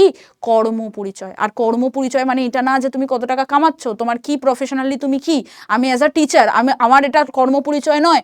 আমার কর্ম পরিচয় হচ্ছে আমি মানুষের সাথে কেমন করে ব্যবহার করি, এটা আমার কর্মপরিচয়। আমাকে যখন কেউ দেখছে, আমার কোথাও লেখা নেই যে আমার কতগুলো কোয়ালিফিকেশন রয়েছে, কটা সার্টিফিকেট রয়েছে, কটা মেমেন্টো আমার বাড়িতে রাখা রয়েছে, কটা আমার কোয়ালিফিকেশন মানে যা কিছু রয়েছে সেগুলো লেখা নেই, কোনটা আমার ধর্ম, কোনটা আমার কি, কিচ্ছু লেখা নেই। কি লেখা রয়েছে সেটা হচ্ছে আমার কথা। আমি যখন মানুষের সাথে কথা বলছি, ওটাই আমার পরিচয়, ওটাই আমার কর্মপরিচয়, হ্যাঁ না? আমি অ্যাজ আ টিচার, আমি এরকম অনেক টিচারকেও দেখেছি, হ্যাঁ না? আমি কারো কোনো টিচারকে অসম্মান করছি না, বাট কথাটা হচ্ছে এটাই যে এরকম অনেক টিচারের ভিডিও দেখবি ইনস্টাগ্রামে বা ইয়েতে দেওয়া হয়, যে তারা স্টুডেন্টের সাথে খুবই অশ্লীলভাবে কথাবার্তা বলছে, হ্যাঁ না? সেটা তার পরিচয়, সেটা তার পরিচয় হয়ে গেল। আবার এরকমও দেখা যায় সে টিচার নয়, অথচ কিন্তু একেবারেই হয়তো ফুটপাতের ওখানে কোনো একটা দোকান দিয়ে দাঁড়িয়ে রয়েছে, আমরা ভাবছি এ তো কোনো শিক্ষা থাকবে না বা কিছু, দেখা যাচ্ছে যে তার ব্যবহার এত ভালো যে আমরা ভাবতেই পারছি না। তো এই যে জিনিসগুলো, এই যে এখান থেকে বোঝা যাচ্ছে যে একমাত্র কিন্তু শুধুমাত্র কত টাকা ইনকাম করছো প্রফেশনালি, সেটা তোমার পরিচয় নয়, বা তুমি কোন ধর্ম থেকে বিলং করছো সেটা তোমার পরিচয় নয়। পরিচয়টা হচ্ছে তুমি মানুষের সাথে কি ব্যবহার করছো, এটা হচ্ছে তোমার পরিচয়। এই রচনার মাধ্যমে দেশবাসীকে উনি কি করেছেন, স্বদেশ প্রেমে আহ্বান জানিয়েছেন এবং বলেছেন যদি মানুষ একজোট হয়ে যায় তাহলে কোনো বহিরাগত শক্তি কিন্তু আমাদেরকে ভাঙতে পারবে না। এই জিনিসটা তখন থেকে আমাদেরকে রবীন্দ্রনাথ ঠাকুর বলে যাচ্ছেন, বাট এখনো পর্যন্ত আমরা মেনে উঠতে পারিনি। এবং তারপরে আমরা দেখব, এগুলো তো গেল হচ্ছে আমাদের রচনা। শিল্পকলার মধ্যে আমরা দেখব যে প্রচুর শিল্পকলা, নাম যশ খ্যাতিপূর্ণ যদি আমরা দেখি, অবনীন্দ্রনাথ ঠাকুর রয়েছেন, তার লেখা নির্বাসিত যক্ষ, ভারত মাতা, শাহজাহানের মৃত্যু, প্রত্যেকটি কিন্তু খুব বেশি করে আমাদেরকে কি করেছে, আমাদের মধ্যে দেশাত্মবোধ জাগিয়েছে, যার মধ্যে ভারত মাতাটা কিন্তু আমাদের জন্য খুব ইম্পর্টেন্ট। দেখো, ভারত মাতা চিত্রটি যেটা রয়েছে সেটা 1905 খ্রিস্টাব্দে কিন্তু কি করেছিলেন, অবনীন্দ্রনাথ ঠাকুর এঁকেছিলেন। এই চিত্রের মধ্যে দিয়ে তখনকার মানুষের যারা নবজাগ্রত ভারতীয়, মানে বলতে চাইছে যুবক শ্রেণী, তাদের মধ্যে দেশপ্রেম জাগানোর চেষ্টা করেছেন। এবার এই যে চিত্রটা ছিল, এটা কিরকম ধরনের ছিল, এটা হিন্দু দেবী লক্ষ্মীর আরাধনাতে বা অনুকরণে বানানো হয়েছিল। যে ধর্মের যেরকম ভাবে ব্রড আপ হয় মানুষের, সে সেই চিন্তাভাবনার সাথেই কিন্তু যে কোনো জিনিস আঁকতে পারে। আমি সেটাই আঁকতে পারবো, আমি যেটা দেখেছি, আমি যেটা দেখিনি সেটা আমি ভিজুয়ালাইজ করতে পারবো না। তো যেহেতু উনি হিন্দু ধর্মের ছিলেন, তাই হিন্দু ধর্মের দেবী দেবতার পিকচারগুলোই উনি কি করতে পেরেছিলেন, ভিজুয়ালাইজ করতে পেরেছিলেন, তাই জন্য এঁকেছিলেন এরকম ভাবে। এই যে ছবিটা দেখতে পাচ্ছি, এটা বলছে এখানে কিন্তু প্রত্যেকটা হাতে কি কি রয়েছে দেখো, একটা হাতে রয়েছে হচ্ছে বেদ, মানে হচ্ছে কি, আমরা এডুকেশন দেখবো, শিক্ষা। উনি বলেছেন শিক্ষার মাধ্যমে কিন্তু কি করা যেতে পারে, মানুষের মধ্যে যে সামাজিক ও ধর্মীয় যে কুসংস্কার, অন্ধবিশ্বাস, সেগুলোকে হাঁটানো যাবে। আর সেটা হেঁটে গেলেই কি হয়ে যাবে, মানুষ আরো বেশি করে দেশাত্মবোধক হবে, মানুষের মধ্যে ঐক্যবোধ আসবে। ধানের শীষ মানে হচ্ছে খাদ্য, মানুষ সব থেকে বেশি একটা কথার উত্তর দেয়, আজকে আমরা প্রত্যেকে খাচ্ছি কিসের জন্য? কারণ আমাদের পেটে খিদা পায়। আমাদের খিদা পায় বলে আমরা বাইরে বেরোচ্ছি, যে কোনো কর্মসংস্থান খুঁজছি, সেখান থেকে পয়সা আসছে, আমরা প্রথমেই যেটা করি সেটা হচ্ছে কি, আগে পেটে খাবারটা জুটুক, হ্যাঁ না? সেটা আমাদের কিন্তু হচ্ছে মোস্ট ইম্পর্টেন্ট একটা জিনিস। তারপর হচ্ছে জপের মালার কথা বলেছেন, এখানে উনি বলেছেন ধর্মীয় আস্থা বা বলা যেতে পারে মানসিক শক্তির কথা বলেছেন। মানে বলতে চাইছেন সিম্পল কথা, যে আমাদের না ভিতরে একটা আস্থা থাকা দরকার। সেটা কোনো ভগবানের সেন্সে বলছেন না, বা কোনো পার্টিকুলার হিন্দু ধর্ম বা মুসলিম ধর্মের কথা বলছেন না। উনি এটা বলতে চাইছেন যে আমাদের মধ্যে একটা আস্থা থাকা দরকার। মানে আমাদের জীবনে একটা প্রিন্সিপাল থাকা দরকার, আমাদের জীবনে কোনটা ঠিক কোনটা ভুল এটা জানাটা দরকার, হ্যাঁ না? আমরা যে বলি ভগবান ভগবান, তার মানে আমরা বুঝতে পারি এটা ভালো। যখনই আমরা শয়তান শয়তান বলি, তখন আমরা বুঝতে পারি এটা খারাপ। এই যে থটটা, আমাদের থট প্রসেসটা ক্রিয়েট হয়েছে, এই থট প্রসেসটার সাথে রিলেটেড করে কিন্তু আমাদের কি করতে হবে, জীবনে এগোতে হবে। তাই জন্য জপের মালা। তারপরে বলছে শীতবস্ত্র, মানে হচ্ছে কি, পোশাকের কথা, পোশাক। এই সব কিছুর সাথেই উনি কি করেছেন, সভ্যতা, সংস্কৃতি ও ঐতিহ্যকে যুক্ত করেই কিন্তু উনি কি করেছেন, মানুষের মধ্যে দেশপ্রেমকে জাগিয়েছে। মানে ভারতীয় যে ঐতিহ্য সংস্কৃতি, ভারতীয় যে সভ্যতা, সেইটাকে কিন্তু উনি আরো বেশি করে এগিয়ে নিয়ে যেতে বলেছেন। মানে ভারতীয় যে শিক্ষা, ভারতীয় যে বেদ পুরাণ, এগুলো পড়ার কথা উনি বলেছেন। উনি বলেছেন যে ভারতীয় যে ধর্মীয় বিশ্বাস, সেটাকে এগিয়ে নিয়ে যাওয়ার কথা, সাংস্কৃতিক যে বিশ্বাস, সেটাকে এগিয়ে নিয়ে যাওয়ার কথা। উনি এটা বলেছেন যে ভারতীয় যে পোশাক পরিচ্ছদ বা খাদ্যাভাস, সেটাকেও এগিয়ে নিয়ে যাওয়ার কথা, এবং সেটার মাধ্যমে আমাদের কি করা উচিত, ঐক্যবদ্ধ হওয়া, দেশপ্রেম জাগানো। এবং এইভাবে এখান থেকে আমরা দেখতে পারবো ভগিনী নিবেদিতা কিন্তু ভারত মাতার যে চিত্রটি, সেটাকেও কিন্তু সাপোর্ট করেছেন বা পছন্দ করেছেন। লাস্ট আমরা যেটা দেখবো সেটা হচ্ছে গগনেন্দ্রনাথ ঠাকুরের যে ব্যঙ্গচিত্র ছিল, সেটার মাধ্যমে, ব্যঙ্গচিত্র মানে হচ্ছে বিদ্রুপ করা, মানে কোনো জিনিসকে আমি একটু ফানি ওয়েতে বলছি। এই ধর তোদেরকে আমি যে এত করে বলি যে ভালো করে পড়াশোনা কর, নয়তো কিন্তু পারবি না, নয়তো কিন্তু পারবি না, শুনিস না। তখন আমি তোদেরকে ধর একটা কথা বললাম যে গাধা জল খায় তো ঘুরায় খায়। মানে কি, গাধাকে কখনো যখন জল খেতে দেখবি, ডাইরেক্ট এভাবে জল খেতে পারে না, এরকম মুখটাকে ঘুরিয়ে জলটা খাচ্ছে। এটার মানেটা কি হলো, যে তোদেরকে আমি এতবার ধরে বললাম ভালো করে পড়, ভালো করে পড়, শুনলি না। যেই তোদের একটুখানি ফার্স্ট সামেটিভের রেজাল্ট একটু খারাপ হলো, একটু টলমলো হলো, অমনি তোরা কি করলি, ভালো করে পড়াশোনা শুরু করে দিলি।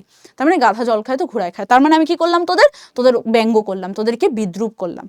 এইরকম ভাবেই গগনেন্দ্রনাথ ঠাকুরও সেই সময় যে ঔপনিবেশিক শাসন ব্যবস্থা ছিল, সেটাকেও বিদ্রুপ করে কিন্তু কি করেছিলেন, কার্টুন চিত্র আঁকতেন। এখন দেখবি অনেক সময় নিউজ পেপারে বা যে কোনো জায়গাতে আমরা এরকম ধরনের কার্টুন পিকচার দেখতে পাই। সেটার মধ্যে দিয়ে আমরা জানতে পারছি 1907-এ অবনীন্দ্রনাথ ঠাকুর এবং Gaganendranath Tagore Indian society of oriental art স্থাপন করেন, যার মাধ্যমেই কিন্তু ওনার কাজের জায়গাটা এগিয়েছিল। এবং উনি কি করেছিলেন, ওই সময়ের যে সরকার ছিল তাদের কাজগুলো সমালোচনা করেছিলেন। অদ্ভুত লোক 1915-তে, বিরূপ বস্ত্র 1917-তে, নয়া হুল্লোড় 1921-এ, প্রত্যেকটি কিন্তু খুবই ইম্পর্টেন্ট। এবং লাস্টে আমরা যেটা দেখবো সেটা হচ্ছে উনি কি করেছিলেন, তার যে ব্যঙ্গচিত্র ছিল সেটার বিষয়বস্তুই ছিল হচ্ছে অভিজাত শ্রেণী ও ধনী শ্রেণীর যে ক্রিয়াকলাপ। এই যে অভিজাত শ্রেণী ও ধনী শ্রেণী ছিল যারা ইংরেজদেরকেই সাপোর্ট করতো, হ্যাঁ না, তারপরে শুধু নিজেদের স্বার্থ রক্ষা করতো, তাদেরকে বিদ্রুপ করার জন্যই কিন্তু মেনলি ওনার এই কার্টুন পিকচারগুলো ছিল। এখানে উনি দেখাচ্ছেন, একটা জায়গাতে এরকমও দেখিয়েছেন যে শিক্ষিত বাঙালি সমাজের চরিত্র বর্ণনা করেছেন। উনি এটা দেখিয়েছেন যে কিভাবে এই শিক্ষিত বাঙালি সমাজ বাঙালিয়ানাকে বিসর্জন দিয়ে ওয়েস্টার্নাইজড হয়ে যাচ্ছে। মানে আমাদের যে পশ্চিমী যে ব্যাপারগুলো বা ইউরোপের যে সান্নিধ্য, ইউরোপীয়দের সান্নিধ্য নিচ্ছে এবং সেরকমই থট প্রসেস করছে। যেরকম আমি দেখেছি এরকম কিছু মানুষ যারা, আমি যেমন নয়ডাতে থাকি, এখান থেকে ধর নয়ডার থেকে ধর কেউ একজন কলকাতায় যাচ্ছে, গিয়ে ওখানে গিয়ে বলবি আমার না এখন আর ঠিক মতো আমি বাংলাটা বলতে পারি না, উফ বাবা এখানে না এরকম ওয়েদার, আমাদের ওখানে এরকম ওয়েদার, জানিস তো ওখানে এরকম, ওখানে এরকম, সেখানে সেরকম। মানে বাঙালি ব্যাপারগুলোর সাথে খুব একটা বেশি রিলেট করে উঠতে পারছে না। যদি তাকে বলা হয় যাবি গঙ্গার পাড়ে বসে এক কাপ চা খাবি নাকি, যাবি নাকি, চলবি, বলবে কি না বাবা আমার ভাল লাগে না, একটু স্টারবাক্সে চল, একটুখানি কফি খেয়ে আসি। তো এই যে পরিবর্তনগুলো, এই পরিবর্তনগুলোর থেকে বোঝা যাচ্ছে যে তার মধ্যে আর বাঙালিয়ানা নেই। আর এরকম প্রচুর লোক দেখতে পাবি তোদের চারপাশে, হ্যাঁ না। তো খল ব্রাহ্মণ বলে একটি চিত্র এঁকেছিলেন, যার মাধ্যমে উনি কি করেছিলেন, ব্রাহ্মণের যে খল রূপটা, খল রূপ মানে কি হয়, যে নেগেটিভ, মানে একটা দেখাচ্ছে একরকম কিন্তু আলটিমেটলি সে সেরকম নয়, ঠিক আছে, মানে একটা মুখোশ পরা রয়েছে, মুখোশধারী। এরকম অনেক সন্ন্যাসীদেরকে দেখতে পাবি যারা বলবে আমি সন্ন্যাসী, আমি সন্ন্যাসী, বাট আলটিমেটলি তারা কিন্তু মদ্যপান, সিগারেট, তারপর হচ্ছে নানান ধরনের মেয়েদের আসক্তিতে বা ধর্ম, মানে যখন আমরা কোনো সন্ন্যাস ধর্ম নিইনি তখন আমরা মাছ মাংস বা পেঁয়াজ রসুন এসব কিছু খেতে পারি না। তো তখন সেটা যখন আমরা ছেড়ে দিচ্ছি তখন আমরা ছেড়ে দিচ্ছি, কিন্তু এরা কি করে, লোকের সামনে দেখায় আমরা ছেড়ে দিয়েছি, বাট পিছন পিছন এগুলো সবই খাচ্ছে, সবই করছে। তো এই যে ধরনের যে চিন্তা ভাবনাগুলো রয়েছে বা এই ধরনের যে মানুষগুলো রয়েছে তাদেরকে সমালোচনা করার জন্যই কিন্তু ওনার ব্যঙ্গচিত্রটা এসছিল। ঠিক আছে, সেটার কথাই বলা হয়েছে। এবং উনি আর একটা চিত্রতে এটাও দেখিয়েছেন যে বাঙালি নারী কিভাবে বাংলা শাড়ি পরেছে অথচ ইউরোপীয় জুতো মানে বুট পরে মানে ইউরোপীয় পুরুষদের সাথে নৃত্য করছেন, সেটাও দেখিয়েছেন। তার মানে বলতে চাইছেন যে কিভাবে এই দুটোর মধ্যে সম্মেলন ঘটছে। তারপর 1911 খ্রিস্টাব্দে যে আইএফএ শিল্ড জিতেছিল মোহনবাগান, সেটাকেও সাপোর্ট করার জন্য কিন্তু উনি কার্টুন পিকচার বানিয়েছিলেন। মানে আলটিমেটলি আমরা যেটা বুঝতে পারলাম যে এই যে যত লেখা বা চিত্রগুলো গেছে সেগুলোর মাধ্যমে কি করা হয়েছে, ভারতীয়দের মধ্যে জাতীয়তা বোধ বা দেশপ্রেম জাগানোর চেষ্টা করা হয়েছে। আর কেন করা হয়েছে তার কারণ হচ্ছে এই যে ইংরেজদের যে অত্যাচার বা শোষণ, সেগুলোকে সাধারণ মানুষের কাছে তুলে ধরা হয়েছে যে দেখো তোমাদের সাথে কি অত্যাচার করা হচ্ছে, আর কারা করেছে, শিক্ষিত সমাজ করেছে। আর এগুলোর মাধ্যমে কি হয়েছে, এগুলোর মাধ্যমে সাধারণ মানুষের মধ্যে ইংরেজদের বিরুদ্ধে অসন্তোষ সৃষ্টি হয়েছে, যেটা পরবর্তীকালে স্বাধীনতা সংগ্রামে পরিবর্তন হয়েছে। তাই তো এটাই রয়েছে। এতদূর অবধি আমরা তার মানে ভালো করে পড়ে নিয়েছি। এখানে আমরা সামারির মধ্যে 3টে পার্ট রয়েছে। ফার্স্ট পার্টটা আমরা কি করেছি, আমরা অলরেডি সামারি করে ফেলেছি, তো আমরা আর সামারি করব না। ফার্স্ট পার্ট হচ্ছে সিপাহী বিদ্রোহ, যার মধ্যে যেগুলো যেগুলো একদম ইম্পর্টেন্ট সেগুলো পড়ে নেবে। সেটা হচ্ছে ফার্স্ট কারণ, শিক্ষিত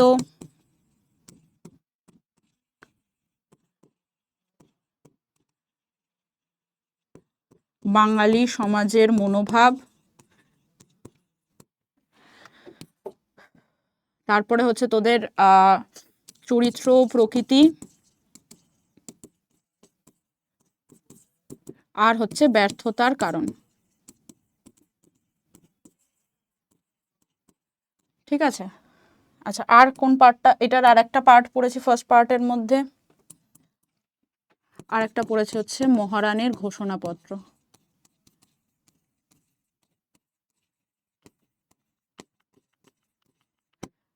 এই দুটো পার্ট ফার্স্ট পার্টে গেল।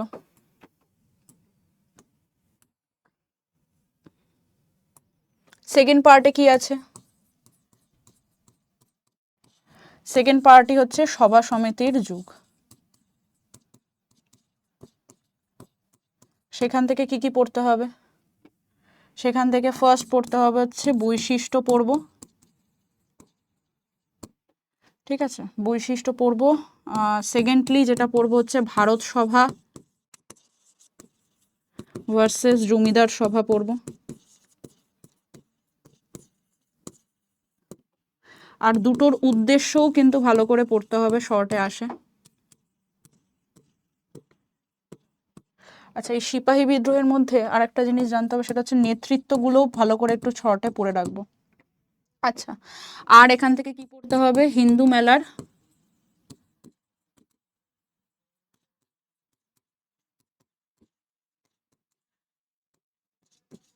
ব্যর্থতার কারণ। ঠিক, লাস্টলি আমরা যেটা পড়লাম সেটা কি, থার্ড পার্টে কি পড়লাম, লেখায় ও রেখায়ের মধ্যে ফার্স্ট হচ্ছে গোড়া, কিভাবে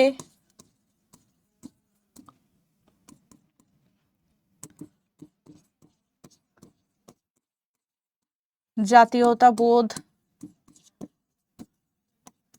জাগায়, এটা একবার দেখব। সেকেন্ডলি যেটা দেখব হচ্ছে বর্তমান ভারত, হ্যাঁ না, এর উদ্দেশ্য আর এর প্রভাব দেখব, জাতীয়তাবোধ প্রচারে আর কি। আর দেখব হচ্ছে আমরা আনন্দমঠ ও বন্দে মাতরম,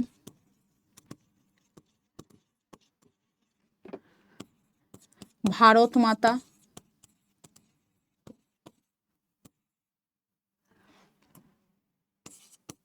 আর হচ্ছে গগনেন্দ্র নাথ ঠাকুরের ব্যঙ্গচিত্র। বাস ঠিক আছে, এটাই আমরা 3টে পার্টে পড়েছি। 3টে পার্টের কীরকম ধরনের কোশ্চেন আসে সেগুলো আমি তোদেরকে লিখে দিয়েছি। এইগুলো পড়লে এর বাইরে আর কিছু পড়ার দরকার নেই। হোমওয়ার্ক কি রয়েছে?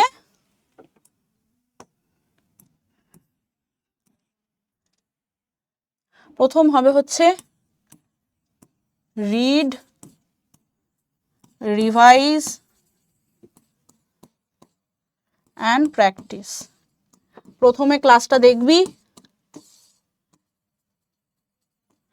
ঠিক আছে? প্রথমে ক্লাসটা দেখবি, দেন কি করবি, দেন পুরোটাকে আবার রিভাইজ করবি, দেন প্র্যাকটিস করবি। আমি যে কোশ্চেন্সগুলো দিয়ে দেবো সেগুলো, এবং যে কোশ্চেন্সগুলো অলরেডি বলে দিলাম সামারি সেকশানে সেগুলো। সামারি সেকশানে কিন্তু আমি সুন্দর করে সামারি করে দিয়েছি প্রত্যেকটা পার্টের, সেগুলোও কিন্তু ভালো করে দেখে নেবো। Okay, thank you thank you thank you thank you এতক্ষণ ধরে ক্লাসটা করার জন্য, এতক্ষণ ধরে দেখার জন্য। আশা করি এই চ্যাপ্টার থেকে কোনো রকম সমস্যা নেই।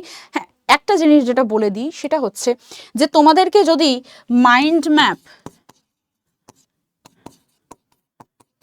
প্লাস কোশ্চেন ব্যাংক পেতে হয়, ঠিক আছে, mind map and question bank যদি পেতে হয়, তাহলে তোমরা কি কমেন্ট করবে? কমেন্ট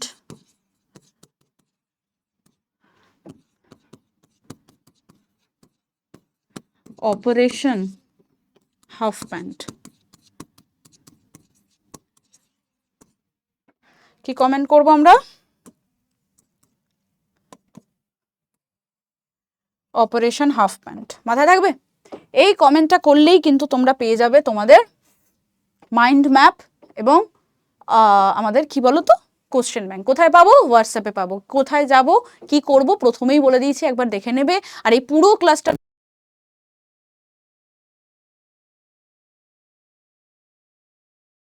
পেয়ে যাবে। টাটা, বাবাই, দেখা হবে আবার নেক্সট কোনো ভিডিওতে, নেক্সট কোনো ক্লাসে।